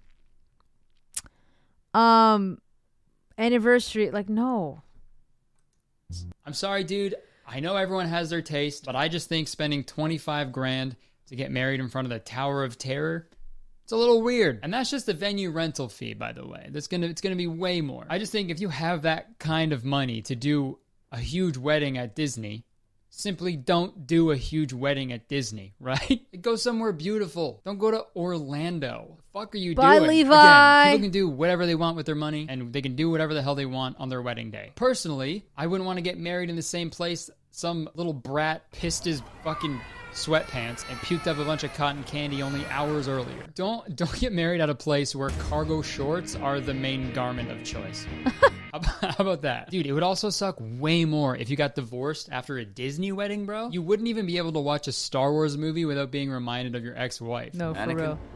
May the force be with you. Divorce? And also, dude, a Disney honeymoon seems like a nightmare to me. Honeymoon's supposed to be like nice and relaxing and straight up, it's just a sex holiday, right? That's what honeymoons are. A place you go and you bone, right? But I don't think there's anything that makes you want to have sex less than being surrounded by a bunch of screaming, crying children all day. Oh, so that's what'll happen if we...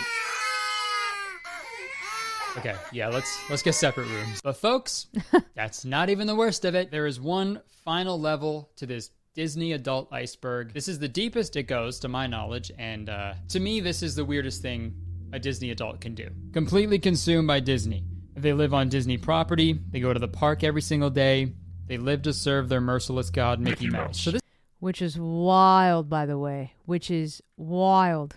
This is actually what made me want to talk about Disney adults in a video, because I found something on YouTube that was just so fucking crazy to me that I had to share it with people if you didn't know about it. There is a neighborhood called Golden Oak that is described as an upscale residential community within the Walt Disney World Resort in Lake Buena Vista, Florida. So yeah, if you love Disney, what's better than living right beside the park? Living inside the park. This is Golden Oak, an Imagineer design community of homes built by Disney within the Walt... It's like a utopia where everybody thinks the same. Imagine imagine you're in your neighborhood and like you see all your neighbors have a magical morning, have a magical day. You know, like just right? It's just like if you guys want to go, like when you work at Disney, you always have to point with 2 fingers. There's a story living by Disney community in the Coachella Valley. Really? Oh, that's interesting. I didn't know that. Walt Disney World Resort in Florida. Is that not fucking crazy to you? Why would you do that? It's just like the point I made when I was talking about the wedding. These homes are like in the millions. They're from like 2 million to like 10 million. And if you have that sort of money to buy a house, why the fuck would you get one inside of an amusement park? You goofball. The worst thing about it, dude, the houses aren't even that nice. Cause you know why? They're all fucking Disney themed. Of course! I found one YouTube channel that they're like moving into this neighborhood and they're kind of like vlogging their whole process. And they made a video about when they were like touring different houses. So wow, let's take a look at you some didn't clips from that video. You didn't even see it. Here, I'll start it over. House. Right? But I don't think there's anything that makes to talk about Golden Oak. Amusement park. You goofball. This is Golden Oak, an Imagineer design community of homes built by Disney within the Walt Disney World Resort in Florida. Is that not fucking crazy to you? Why would you do that? It's just like the point I made when I was talking about the wedding. These homes are like in the millions. They're from like 2 million to like 10 million. And if you have that sort of money to buy a house, why the fuck would you get one inside of an amusement park? You goofball. The worst thing about it, dude, the houses aren't even that nice. Cause you know why? They're all fucking Disney themed. Of course! I found one YouTube channel that they're like moving into this neighborhood and they're kind of like vlogging their whole process. And they made a video about when they were like touring different houses. So let's take a look at some clips from that video. So we were able to film the outside and every single house has these gold plaques that say like the family. That say the family's name on it. Family's name on them and they're all custom made when the family. Like imagine like everyone knows where everyone lives and everyone's name. Moves in. And I feel like all of the details like that are what make that neighborhood. Seems like a cult, okay. In the house though, there was all these touches from, you know, the Mickey fountain outside and all of the Mickey details in the railing and the chandeliers that were shaped like fireworks. Bro, that's so ugly. I'm sorry. That's hideous. Could you imagine just cut to the bathroom and she was like, yeah, there's the Mickey Mouse bidet. It's actually just a man in a Mickey Mouse outfit. He's kind of just spits water into your asshole. But don't worry. Yo, what's up, Slim Jim? Cast member. Like these houses are just like the most sad mom on Pinterest houses you could possibly find. It's just all white walls, white floors, snow white ceilings. Literally, like everything is just white. And I'm gonna take a guess and say that the neighborhood is as well. No uniqueness. These houses are like next level, but not like Disney paraphernalia and Disney like kind of threw up on it, like classy Disney. Classy Disney right here. Yeah, that's my fucking favorite shot in the whole video. Yeah, it's not like in your face or anything. It's classy. It's classy Disney. You see this fucking Woody on your ceiling? Classy. Classy Disney. Once you meet with a TurboTax expert who will do your taxes for you, you're free to do not taxes. Find a rental car that's the right price. How many ads are in one video? Search Kayak now. there was an 3 elevator ads? and the glass at the back of the elevator was all of the Beauty and the This is not an ad. Beast stained glass theme. It was exceptionally gorgeous. I honestly I can't fucking believe this. Like this seems like a bit. Like they're doing a weird sketch. Like a really high level satirical If I buy that house, can I change the scenery? Yeah, dude. Just pick a scenery digitally. I don't want this one. I want the mountain. No, I don't want the mountains anymore. I want snowy mountains. Okay, I don't want snowy. I want a desert. Yeah. You can change the scenery. Commentary on capitalism and consumerism, but it's real, man. It's fucking real life. God, I hope you guys are as weirded out as I am, or I'm gonna feel like an asshole. This is just way overboard to me. Like I said earlier, if there was a Legend of Zelda theme park, I'd go there all the fucking time. But if this house was Zelda themed, I wouldn't like Zelda anymore. But anyways, the girl making this video, she's commentating throughout the whole thing. She's talking about the house and everything she saw and stuff, and she seems nice, right? But there's this one clip at the end, and I think it totally describes the type of person who would want to move into Golden Oak. I wanted to share that with you guys. If you ever have a big goal that you want to achieve, go freaking check it out. Go look at it in person. If you want to, I don't know, move to Hawaii, go visit Hawaii. Go see it. It'll make the dream that much more real. And that's what I told Andre. Oh! Dude, that's a great question. My first guess would be no, because Disney built this utopia. I'm not sure. I think you'd have to, the HOA. I think you'd have to ask, the person in charge. Oh, they die. Oof, it's that easy, huh? I never really thought of it like that. I've always thought it'd be cool to sort of fly around, be able to fly, take to the skies, if you will. Maybe I should just jump off of my roof, start flapping my arms and see what happens. I don't want to make an assumption about this person, but I don't know, dude. When you hear people say shit like that, they're just so far removed from the real world. People can't just go to Hawaii, man. People also can't just drop $10 million on a house inside of a theme park. I can't believe that's a sentence I just said. I don't know, dude. I just think the whole concept of living inside a gated community inside of a theme park that was created by Walt Disney, it's just really scary to me, and I don't like it. Could you imagine living in a fucking Spike TV house? Can you fart so hard your balls explode? Okay, never mind. That'd be tight. But the Disney house in the Disney park, it's too far for me. The House of Mouse was a show, not a suggestion. But you know what? I think we've taken a pretty... What's up, Nuad? Oh, no, you're buying the house. I think you're buying the house for sure. There's no way you'd be renting it. Pretty good look at all the different levels of Disney adults. But this is just from my perspective, an outsider looking in. If I'm going to truly understand Disney adults, I need to talk to one face to face. So let's go do that. Come on. Come on. Sit down. This bit was kind of talk boring. To a real life Disney adult and find out what they're all about. Because I could blab about it all day, but I think it's better if we hear it from the horse's mouth. That's right. Give it up, everyone, for the horse from Tangled. I'm not the horse from Tangled. I'm Isaac. Oh, sorry, Isaac. Sorry, folks. That's next week's episode. Well, you'll have to tune in for that. Slim Jim, you can only change the carpet if you only put in the flying carpet from Aladdin. Otherwise, you cannot change the carpet.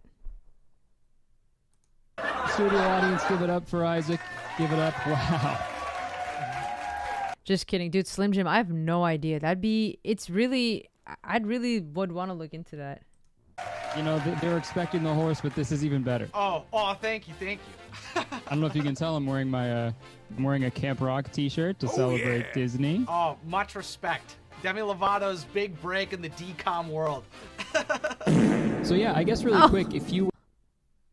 Oh no. That was so bad. For the people at home who aren't familiar with you or what you do, you want to give a brief description of what you're all about, I suppose? Sure. So over the last 5 years or so, I've been making videos about Disney. I started off making videos about Star Wars, and slowly over time I realized there was a big opportunity. There wasn't a lot of people talking about Disney feature animation and Pixar, and now I talk about DreamWorks as well. And so I break down different characters and theories and different plot holes to try to appreciate and spread the magic of Disney as... You love this channel, like my channel, or do you love Curtis Connor?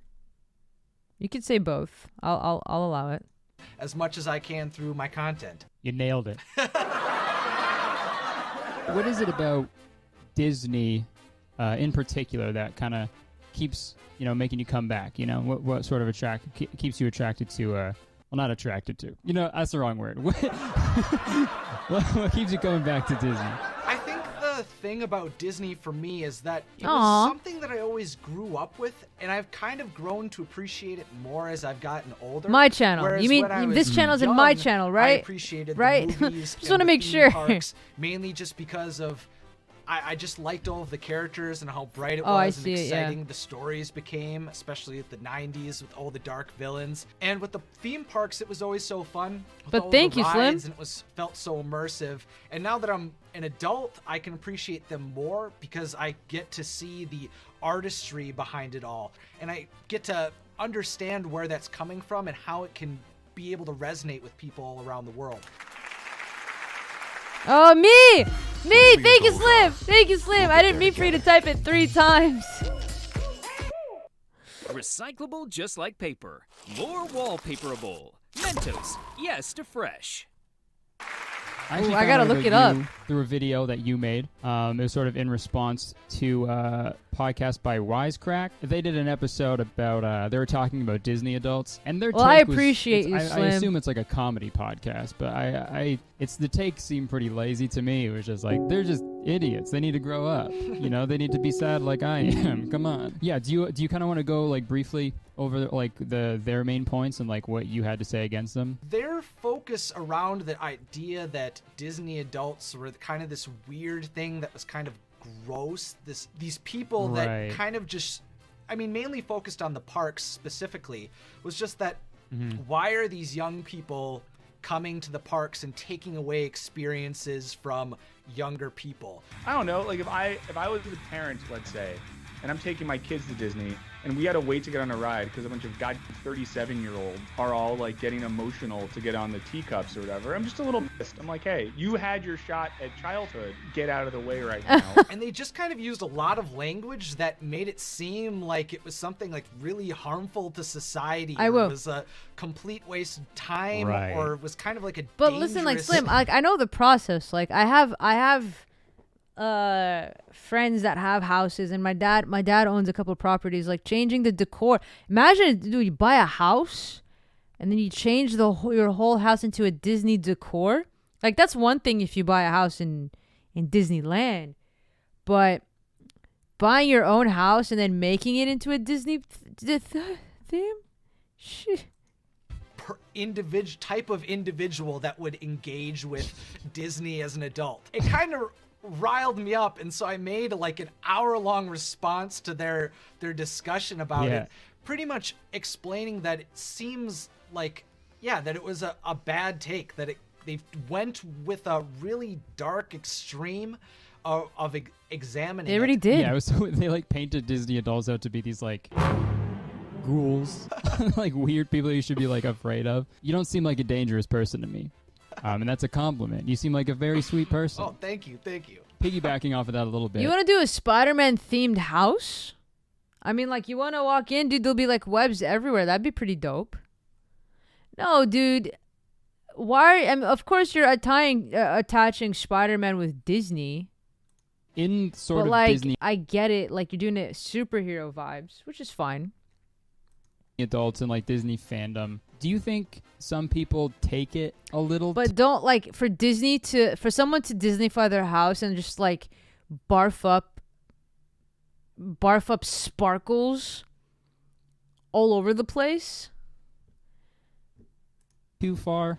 Have you ever seen like a Disney fan and you're like, whoa, okay, hold up, Or have you always just been like, that's all good, The ways that I'm like, I don't necessarily know if I would want to do that are just kind of things that I just want Wait, Slim, are you mad? The way you're typing seems pretty angry to me. do in general. For Right. example, like people get tattoos of like Disney characters on themselves, and I'm like, oh, that's something I'm not interested in. But like I don't have any tattoos. I Right. don't really plan on getting tattoos. So those types of lines are things that I don't necessarily see as like a societal issue or something that's a big deal. Yeah, I didn't really have an issue with too much of it, but once I found out about Golden Oak, that really that Golden Oak is the Disney neighborhood, is what he's talking about, which is done. Weirded me out for some reason, but it's like the same thing, you know. If they're happy, sure, you know. Yeah, and that's just kind of this weird thing. Like the history of Golden Oaks is this. It's this thing where. Yeah, I didn't say Spider-Man is Disney. I just said that Disney bought Spider-Man, and then when I said, "Oh, it'd be weird that to have Disney like Disneyfy your house," and then you just said "screw you," and I'm like, "Wait, what are you talking about?" I didn't know what you were talking about. Yeah, dude, Spider-Man house looked really cool. Like I can't. If you're gonna get a house and make it Spider-Man, I'd love to see the final product. Don't be mad. We're all friends here. Like Walt Disney wanted to make a community in Walt Disney World. That was his. Yeah. That was his big idea. I mean, did you ever find a picture on Google that a house is totally Spider-Manified? And if you do have a picture, send it in the Discord so I can see it. For his Florida project was to actually build an experimental community where he could have full control over it. And so then it just kind of like became this project that Disney eventually did where they made it on property, but then it's kind of like sanctioned off because Disney still wants full control over their property, and it gets weird when there's actually people living there. So it's just this kind of, I can understand that at that point. Okay, as we're wrapping up, I think what's one thing that you would want people to learn from my video? Like, what's one like common misconception that people have towards Disney adults that you would want to see people change their mind about? I think the thing that I would want people to be able to take away about Disney adults is just the idea that, like, appreciating the art that's come out of Disney, whether it be the theme parks or the animated movies or the other properties like Marvel or Star Wars, is just that it's a passion that people have just like any other. I don't think it's wildly different from people going to experience a closed-off, all-inclusive resort. And so I think there's just a lot of parallels. I mean, even the idea of going to a sports game and getting the jersey and getting excited about what you're about to see, and maybe even having season passes, it feels very in line with someone who wears the ears or collects pins or does something like that and wants to go to the theme parks because they live near them or wants to go because it's a place that means a lot to them in a similar way that but it's funny because like the Disney adults are the people. Actually, I'm not sure. Like, for me, experiencing Disneyland growing up, because I had the privilege of living only 30 minutes away from it, like, I could go to Disneyland, like, anytime I want. But I'd like to see a person who is a huge Disney adult who doesn't even go to Disneyland as much as, like, any other person. Because I think most Disney adults, let's be honest, are the ones that grew up going to Disneyland. People get excited about other things that they care about. Yeah, that's a great point. People literally start riots in the street when their sports team loses. So yeah. I don't think there's ever been a riot started because of like Snow White. No. I don't think that's ever happened. No. Okay, well that wraps up the first episode of Disney on Ice. Again, no affiliation with Disney on Ice. For legal reasons, I feel like I need to say that. But you will. Thank you so much, Isaac, and I can't wait on. to see it, Slim. The first, maybe the last episode of this segment. Where can people find you? Best place to find me is on my YouTube channel. It's just my name, Isaac Carlson. So definitely go check it out if you like, discussing about Disney and Disney movies. All right, thanks again, Isaac. Thanks for tuning in, and I guess we'll go back to me.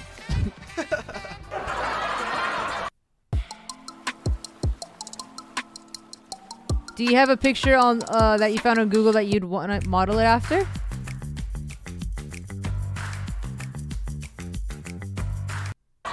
Well, what did we learn today? I think we learned Disney adults are people, just like you and me. Who knows why people like the things that they like? Maybe someone's childhood was garbage, so the... All right, well, there's that one. And then I kinda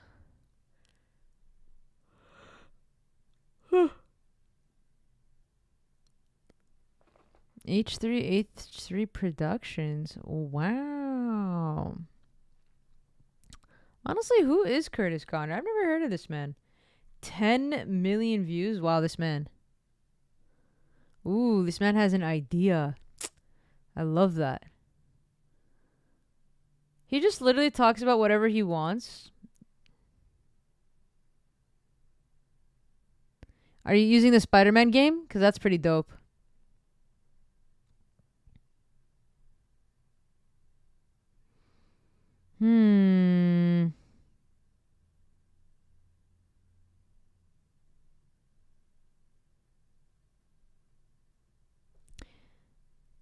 Wow.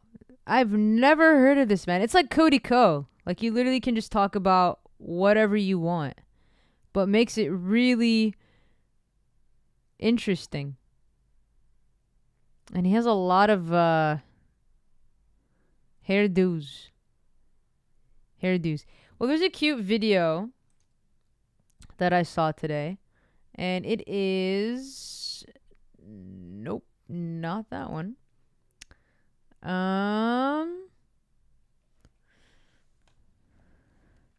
Why Mr. Beast genre feels stale and boring? Jeez. Hold on a second here. There is a video. Japanese, don't say.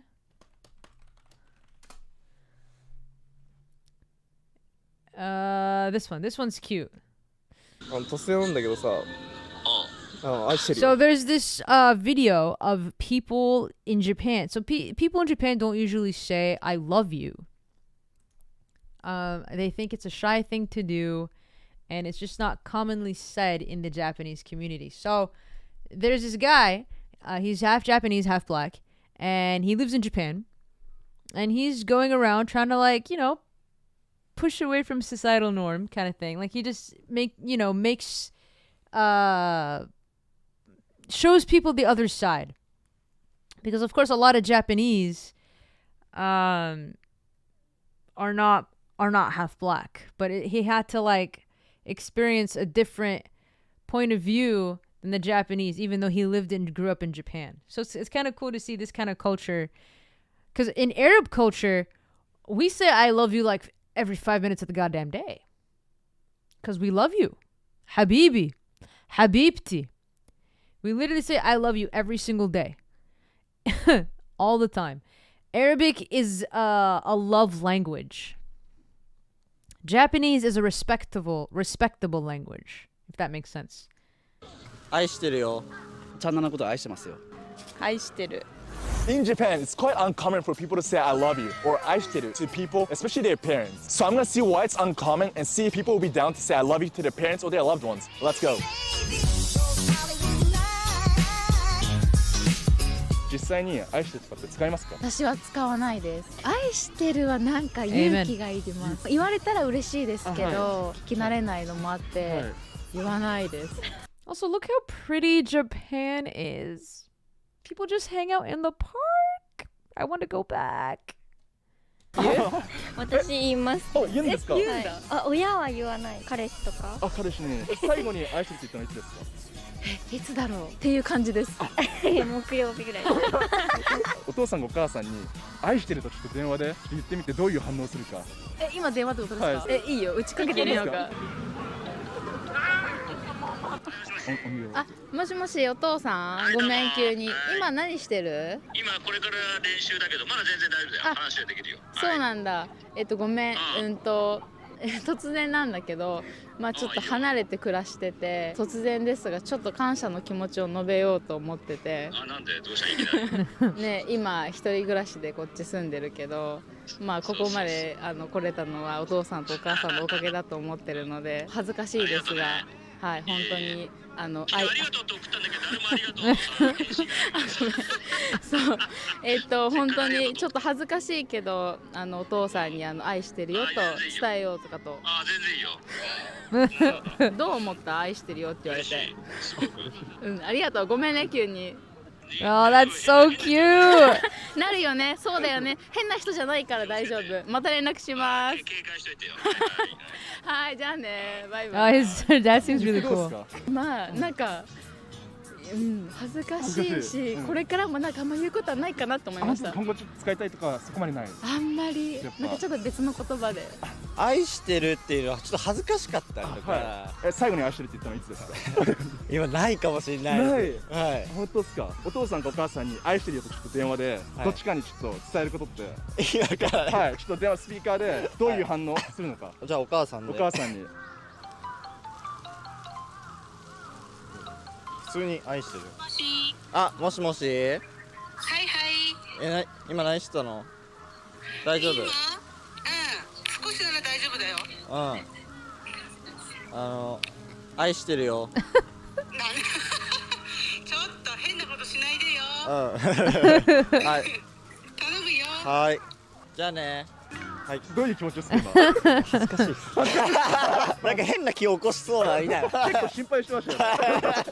あれ今後奥さんだったり使いたいとかってありますか？奥さんには使いたいです。あ、使いたいですか？じゃあ今週のちょっと I love you ちょっとお願いします。I love you。I love you。お兄さんがその最後に親に愛してるって言ったのはいつですか？私結婚してるんですけども、結婚式の時に愛してるって確か言ったなと思って。その愛してるって言った時どうでしたか？結構喜んでたなっていうのを覚えてますね。奥さんに最後に愛してるって言ったのはいつですか？覚えてないですね。結婚式が最後かもしれないですね。もしかすると結婚したのもう5年ぐらい前になります。5年間愛してると言ってない？覚えてはないです。本当ですか？はい。それってなんで言わないんですか？逆に多分日本人ならだと思いますけども、多分それの状態が普通になってるからあんまり改めて子供に出すことが少ないんじゃないかなってじゃあちょっと思いましたね。今日5年ぶりにちょっとじゃあ試してみましょうか。お願いします。This one's cute. もしもしお疲れっす。今大丈夫？改めて転職活動とかいろいろと支援しててありがとうございますと。で、結構サポートいただいてすごく助かってます。改めてチャンナのことを愛してますよ。ありがとうございます。よかった。よかった。とりあえずよかった。代々木公園を散策した時にふとちょっと言葉が降りてきました。はい。じゃあとりあえずご飯食べたら帰ります。分かった。はいはい。私も愛してます。ありがとうございます。ありがとうございます。ありがとうございます。じゃあゆっくりしてきてね。はい。どうもです。はい。5年ぶりの愛してます。どうですか今の？結構気持ちいいですね。気持ちいいですか？気持ちいいですね。今後もっとちょっと愛してるみたいな感じで表現していこう。していきましょう。いいタイミングでいい声で言ってきました。ありがとうございます。こんな感じです。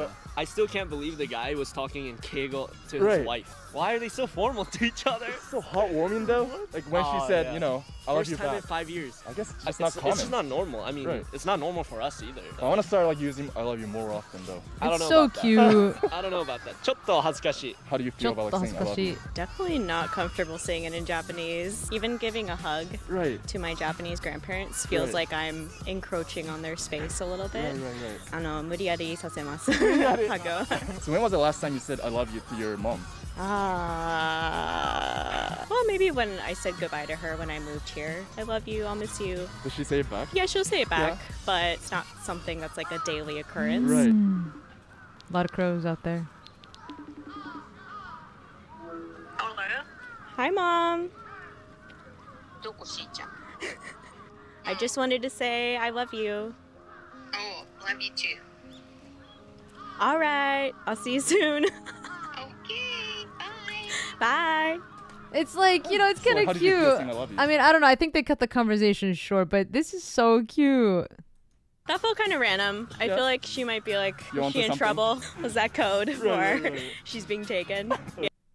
Yeah, she did grow up here, but she started living in the States in college, so she's a little acclimated. そうですね。なんかちょっと恥ずかしくなっちゃう。なんか照れちゃうみたいな。ちょっと愛してるという電話をしてもらっても大丈夫ですか？わかりました。ありがとうございます。もしもし。もしもし。聞こえる？愛してる。バイバイ。That is so bad. こういう妹なんです。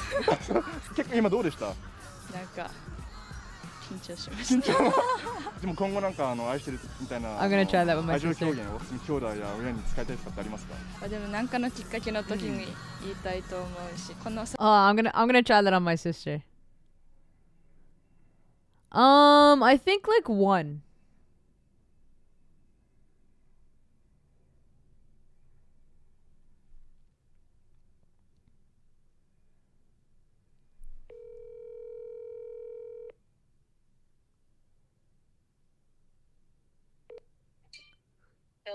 Hello. Hello. I just wanted to say I love you. Like, I was like, she found my book. Nope. I just wanted to say I love you. Well, thanks. You're not so bad yourself. Well, thanks. All right. Well, I'm streaming, and there's a video that is asking Japanese people to say I love you. And I thought, why not I call my sister and say I love you?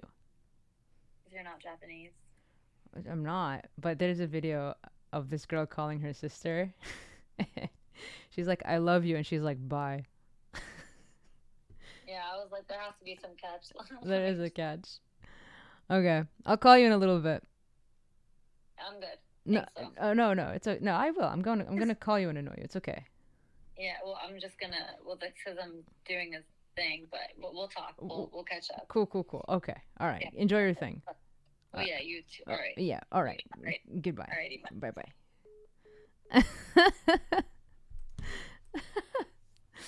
That didn't work.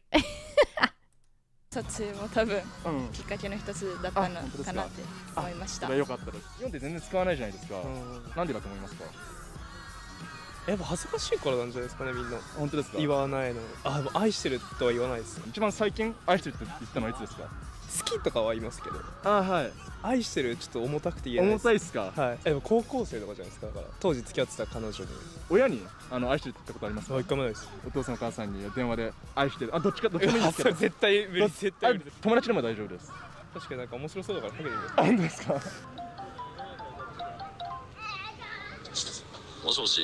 あ、もしもし。もしもしどうした？突然なんだけどさ。愛してるよ。何愛してるよ。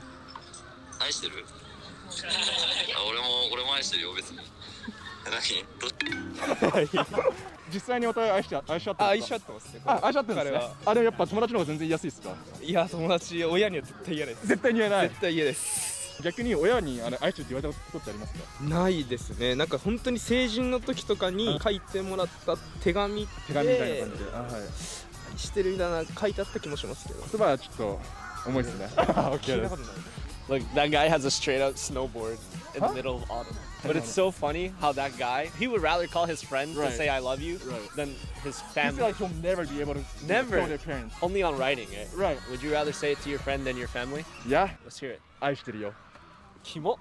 愛してるよ。A lot of interesting reactions from people that we interviewed. I think it was very heartwarming though. Yeah. You know, speaking of heartwarming, you've been making everyone call their parents and say I love you. Do you say I love you to your parents? Probably not. Like the last time I told my parents I love you was like when I was like really small.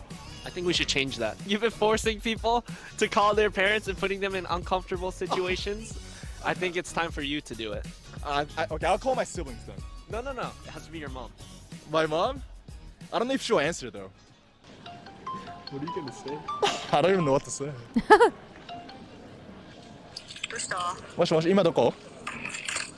今家だよ。今作業中？作業中ってか、やることあるけど、どうした？あ、そうなの。今からオーストラリア行くけど、オーストラリア行く前に一言、愛してるよ。It was a cool experience, but anyways, thank you guys so much for watching my videos to the end. Make sure to like and subscribe to watch more banger videos from me, and I'll see you guys in my next video. Bye bye. Bye bye.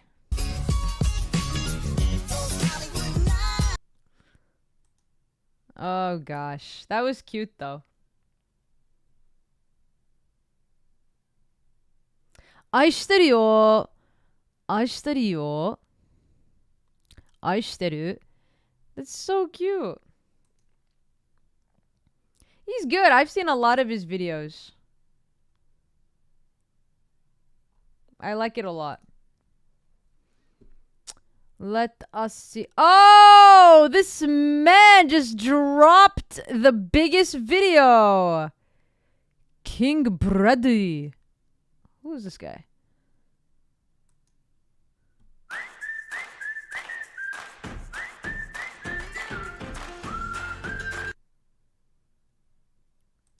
Nigga, damn. So when Ed was having his alchemist examination, bro tried to pull a fat okay. round table, Black Air Force, Hall, Senate, whatever the hell it is. Yeah, that's not ready yet. Excuse me, I have a trial to do today. Well, the thing is, we didn't expect you to come back that fast. Cause if we look at your track record back in 2022, it looked like you only uploaded like once a month. Yeah, I mean, I was in college writing. Too bad. It's not ready. So what does that mean? Simple, kid. You're homeless. Man, this is some more bullshit.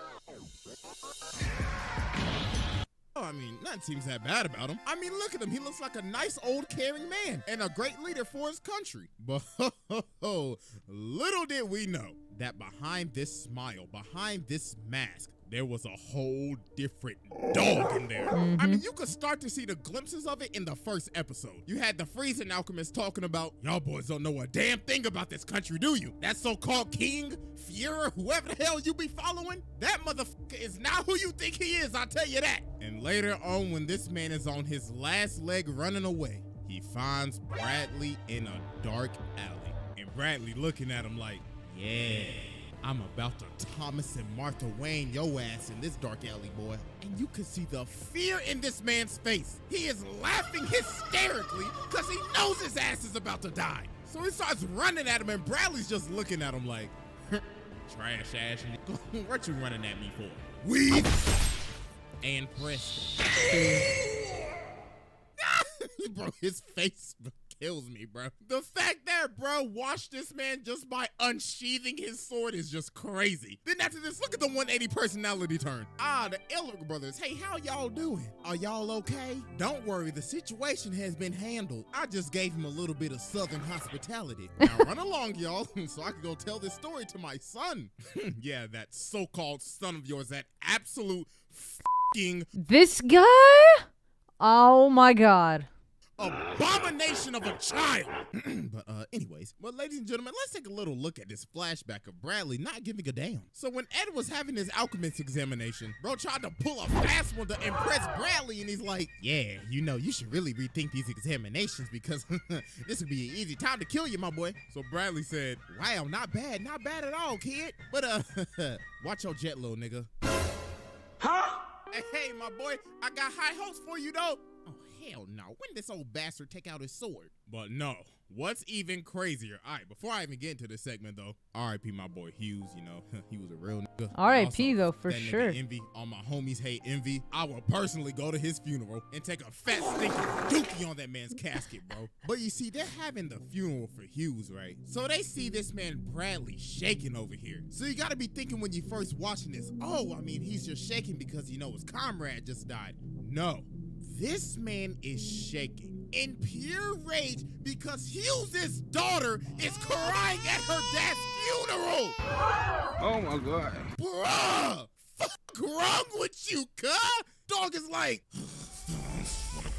no, I ruined it for you, Slim. I've never seen a man get mad at somebody for crying at their family member's funeral. But we finally get to see how ruthless this man is when he goes to hunt down greed. So bro pulls up in the sewer and says, well, what the hell do we have going on down here? Looks like a fuck fest of illegal activity in my country's sewers. Now I'm gonna need to see some IDs. IDs? Why should I have to comply? Because motherfucker, I am the law.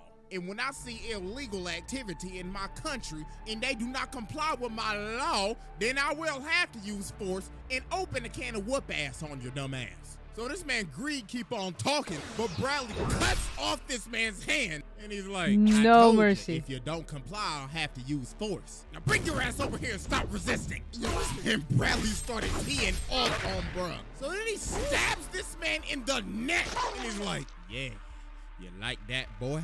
I told you to stop resisting. So then Greed looks at Bradley's eye, and he ends up realizing, oh my God, this old ass nigga's Brad. Yeah, you know who I am now, don't you, boy? Now you see, Greed, do you want to know what you are? All you are is a lazy, lousy, greedy piece of gorilla shit. Now then, you absolute waste of oxygen. How many times do I have to kill you to make you stop resisting? So then later on, Alphonse ends up seeing Greed walking like a dead man, and he just falls with a sword in his neck. And Bradley's like, and that makes 15. God damn, you're a tough cookie, aren't you, boy? This man has killed Greed 15 times. So then these other Chimera end up pulling up, and Bradley's looking at him like, what the hell are they doing? I hope they're not challenging me. Goddamn fodder, criminal pieces of shit. I don't even know their goddamn name. So they start running at him, but Bradley just made just quick work of him. Bruh cut his big ass into cheese cubes. So then Greed start talking again like, so looks like you made light work of my fodder friends. Well, I have you know they meant nothing to me, killing my possessions like that. Who do you think you are?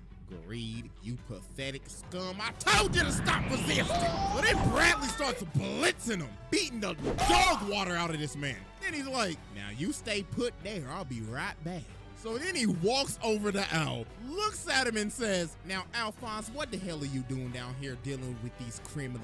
It looks like you need some help. Something's jumbled up inside of you. You got like a bad shorty sitting in there or something? So Al had the other girl, Martel, sitting in his suit. So she takes over his suit and starts choking Bradley. And Dog's just looking at her like, well, ain't you a stupid bitch? Oh, man. So he snuffs the sword and kills her. Nah, bro, this man is a demon. So then some... Dude, Full Metal Alchemist was ruthless. Let's order pizza.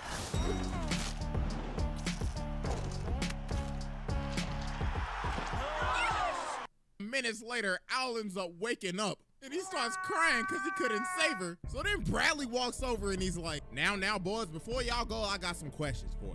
Number 1, what the hell were you doing down here with these criminals? Number 2, did you do any illegal activities with these criminals? And number 3, did you trade any government classified material with these criminals? Because if you did, then I'll execute you 2 SOBs right now. Nope, well, swear to God, we did not do anything. Well, aren't y'all some 2 good, nice little boys? Alrighty now, y'all have a good day. Be careful going home now.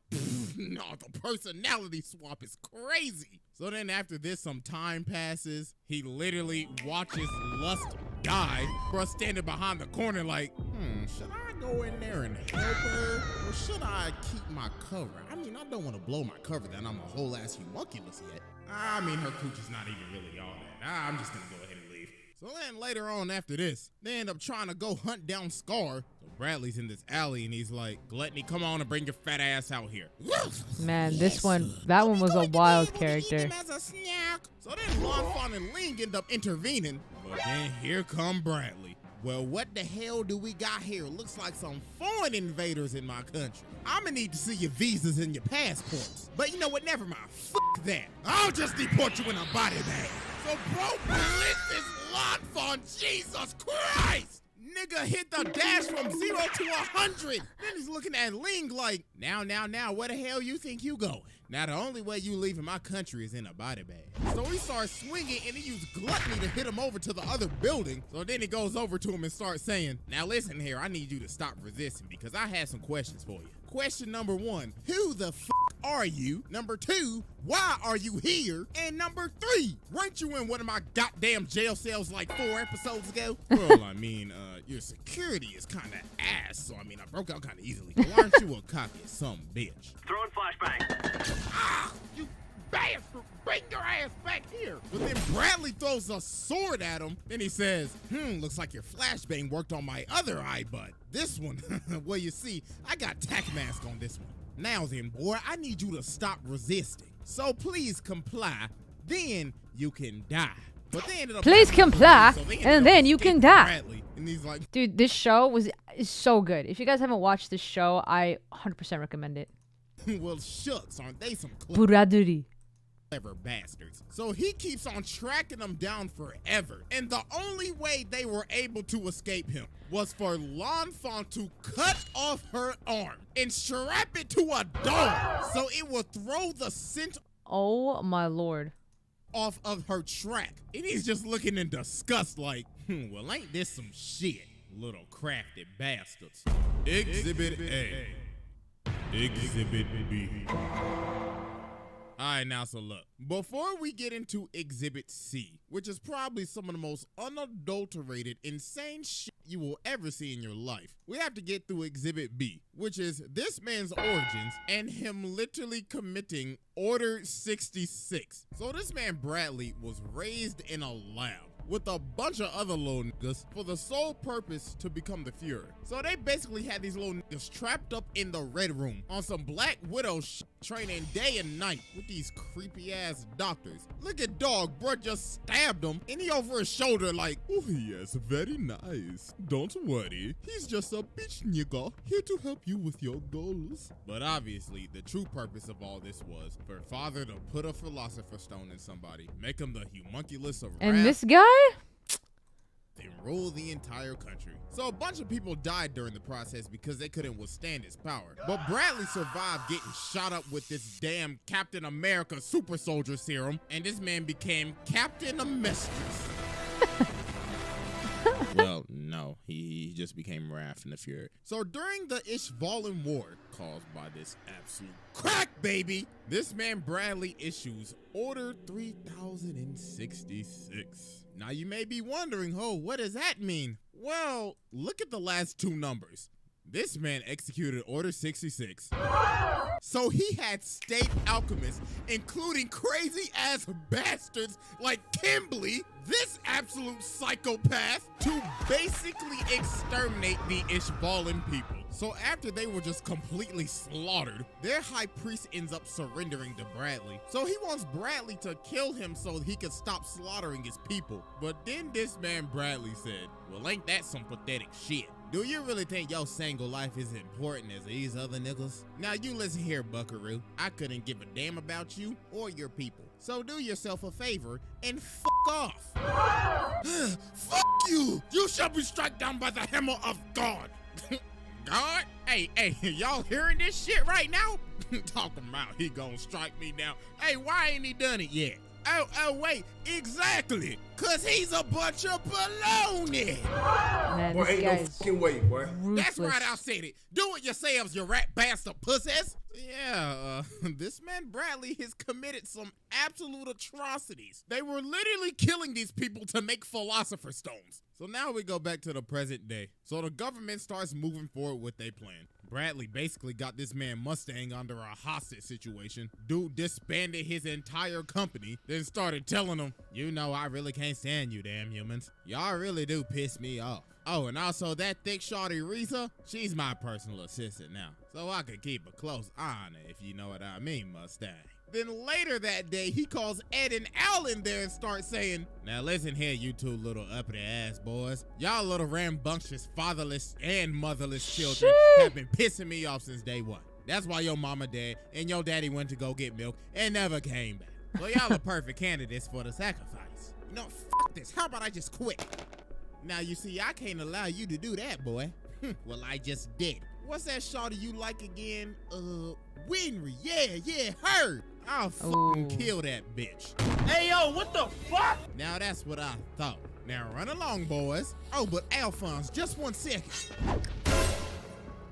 My bad, I thought you was hiding somebody in there again. You're dismissed. And nah, what's crazy, May was hiding in his suit the whole time. So then one night, Greed in Link's body runs up on Bradley and commits home invasion because he's having PTSD when Bradley came and spun his whole block. So Bradley's like, wait, what the fuck are you doing, Greed? Running up on my goddamn property, boy, I'll beat your ass. So Bradley started beating this man, throwing him around and everything. And he was about to kill him, but Greed used that armament hockey, and he was like, nah, G, this ain't it. Hey, huh? Where the hell you think you going? You just gonna spin my block and leave? Well, ain't you pussy? So then after this, Bradley went away to a training exercise. So he's on the way back coming on the Polar Express.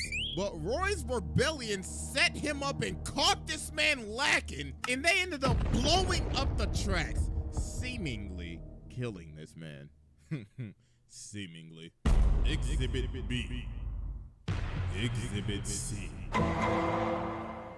All right, ladies and gentlemen, I now present to you Exhibit C, Wrath of the Black Forces. So the rebellion to stop Father's plan looks like it was a success. The Fort Briggs men fully take over Central, and it looks like they finally won. Woo. Well, until somebody came back.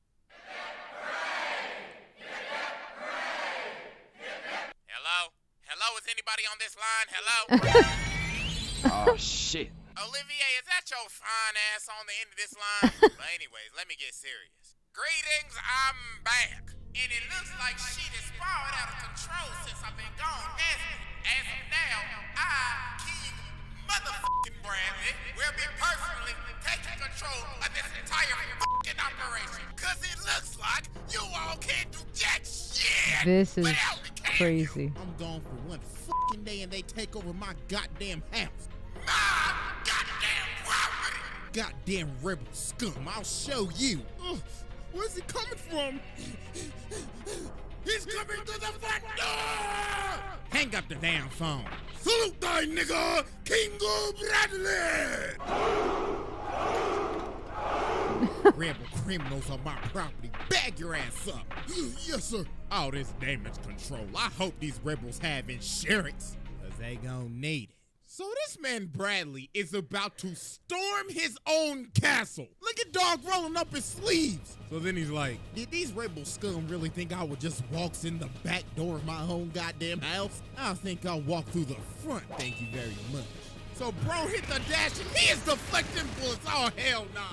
Dog cut the tank shell in half. This guy is the collateral damage. Bro hit a absolute triple menace. collat on some dudes that was just minding their own business. Oh man, that's a terrible way to just go out. So the dude in the tank like, oh hell no, I ain't signed up for this. I backed this bitch up. Breathe, slow motion. Jesus, we need a medic! James Lieutenant, can you hit the motherfucker? I'm trying! Yeah, that's right, we got his ass! Wait a minute, what the fuck? How fast can this guy run? Dirty rebel scum! What the hell are you doing, Sergeant? Take over the controls! Yes, sir! Where did he go? Wow. Well, f me sideways.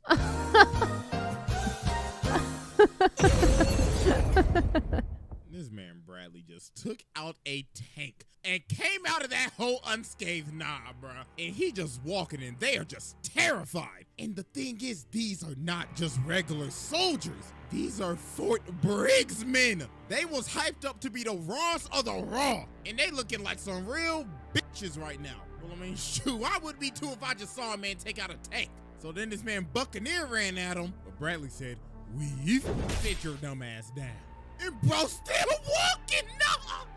Then he got up, then he washed him again. Nah, bro, this man Bradley's one of the coldest men to ever do it, bro. Bro just nonchalantly no mercy. Buccaneer. Dude was built up as a hard-ass nigga too. So then he looks at old dude and says, now what's the issue? Your country's leader has returned, so open the goddamn door, Lieutenant. I'm gonna fold. I'm gonna fold. Oh, my homie's gonna call me a bitch. I'm gonna go out like a bitch. What's wrong, Lieutenant? You gonna piss your pants or something? But then Greed ends up showing up for round 3, so they start scrapping, and this man Bradley is playing no games, took off the eye patch and just started going crazy. CJ the Champ the other dude starts uploaded shooting, a new video. Dog activates Ultra Instinct. washes the soldiers. You missed out on the and gives stream, us Matt. Davey the It was really Buccaneer. good. Wait. Hold on. Pause. Hold on. Let me redo that. He stabbed him. He stabbed him in the gut. So with swords in his gut. Oh my God, bro. Anyways, bro picks up some knives from a dead body, and bro's like, this ain't my weapon of choice, but it'll do. So then the old grandpa ninja ends up pulling up, and Bradley's just looking at him like, what the hell this old man gonna do? He think he's gonna make a difference? What an idiot. So he starts scrapping with both of them. So he catch the old man lacking, and he said, looks like you're older than I am, but this is as old as you gonna get. But then Grandpa Fu ends up getting up again and tries to blow himself up. But Bradley perfectly cut the fuses of the grenades. Oh my goodness gracious, bro. So yeah, but that man was done. But Buccaneer repaid the favor and stabbed him. So Greed started running at Bradley, but Bradley was still opening a can of whoop ass on him. So they about to fall off the palace, but L'Enfant saves Greed, and a soldier shot Bradley, and he lost his grip and fell down into the water. He's still alive, so though. This man caused complete chaos and killed Fu and basically Buccaneer. You gotta think, oh, he's dead. He must Not have the just Kingdom drowned to Hearts death. song. No. This man pulls up on Mustang and is still kicking. Holy moly, this man's durability is out of this world. So Dog's like, well, what's good, Mustang? You know, Mustang, you humans really do piss me off. I can't stand it when I can't predict how you act. But anyways, bring your little stupid ass over here. So Bradley pins Mustang down, and he's like, well, time to make you a sacrifice. So he ends up making Rory go through equipment And he basically ended up making the man blind because he lost his sight. So after this, Bradley's not doing so good. He's taking too much damage, and that brother is starting to bleed out. So he's like, well, come on then. Who wants to dance with the Fuhrer? Who wants to kill me? Come on, step up. Don't be a bitch. So then Scar ends up stepping up. So Bradley's like, oh yes, oh yes. You see, Scar, I've been waiting for this day. Ever since your uppity ass came running up and making a ruckus in Central. Now you ready to join your people, nigga? Now come get this face. So Scar punched him and Bradley like, come on, you goddamn pussy, swing! You can hit me harder than that now, can't you, pussy? Yikes. So they start really scrapping. And this man, Bradley, is on the verge of death, but he looks like he's having the time of his life. It got to the point where this man, Scar, had to use alchemy. Man sees this joint as taboo and had to use it. Bradley's like, well, ain't you an interesting boy? So they continue to fight, and at this point, Bradley's just talking shit. Bruh saying, where's your god at, huh? Wait, can Bradley use alchemy?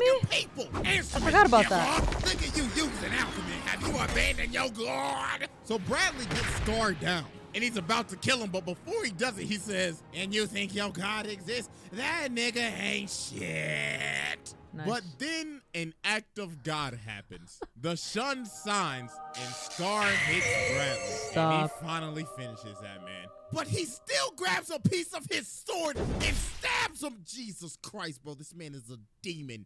Dog said, if I'm going out, then I'm going out with a bang. So while Bradley is on his I forgot last about that breath, part. he's like, well, damn, I had a good life, I'll tell you that. So then L'Enfant comes over and she says, did you even love anybody in your life? Well, I'll tell you, my wife had some really nice coochie, I'll tell you that, boo-boo. And see, look, girl, you was asking all them questions, you ain't even gonna get vengeance for your grandma. Oh, he's using alchemy I'm to about to die. stay alive. So you can suck my dick from the other side. King Bradley. Well, I guess I'll just stay in my box till my haul is ready. Love that. That was such a good video. Well, folks, I believe it is that time of day where this song comes on right on cue, NLA. Where the song comes on. Oh, wow. Oh, wow. And we say our goodbyes. For those of you who come now and just rewatch the stream, because I'm telling you, it's really good. It's really good. But other than that, you'll be seeing edits of this video for sure. Love you guys. Thank you always for joining. I appreciate every single one of you. Hey, Matt, I appreciate you. I appreciate you very much. But I will be here tomorrow. I know I didn't say that. I know I did not keep my promise yesterday, but I did really have to substitute last minute for karate. But I will be here tomorrow. Maybe Fall Guys with Malak, if she's up for it. Anyways, I will see you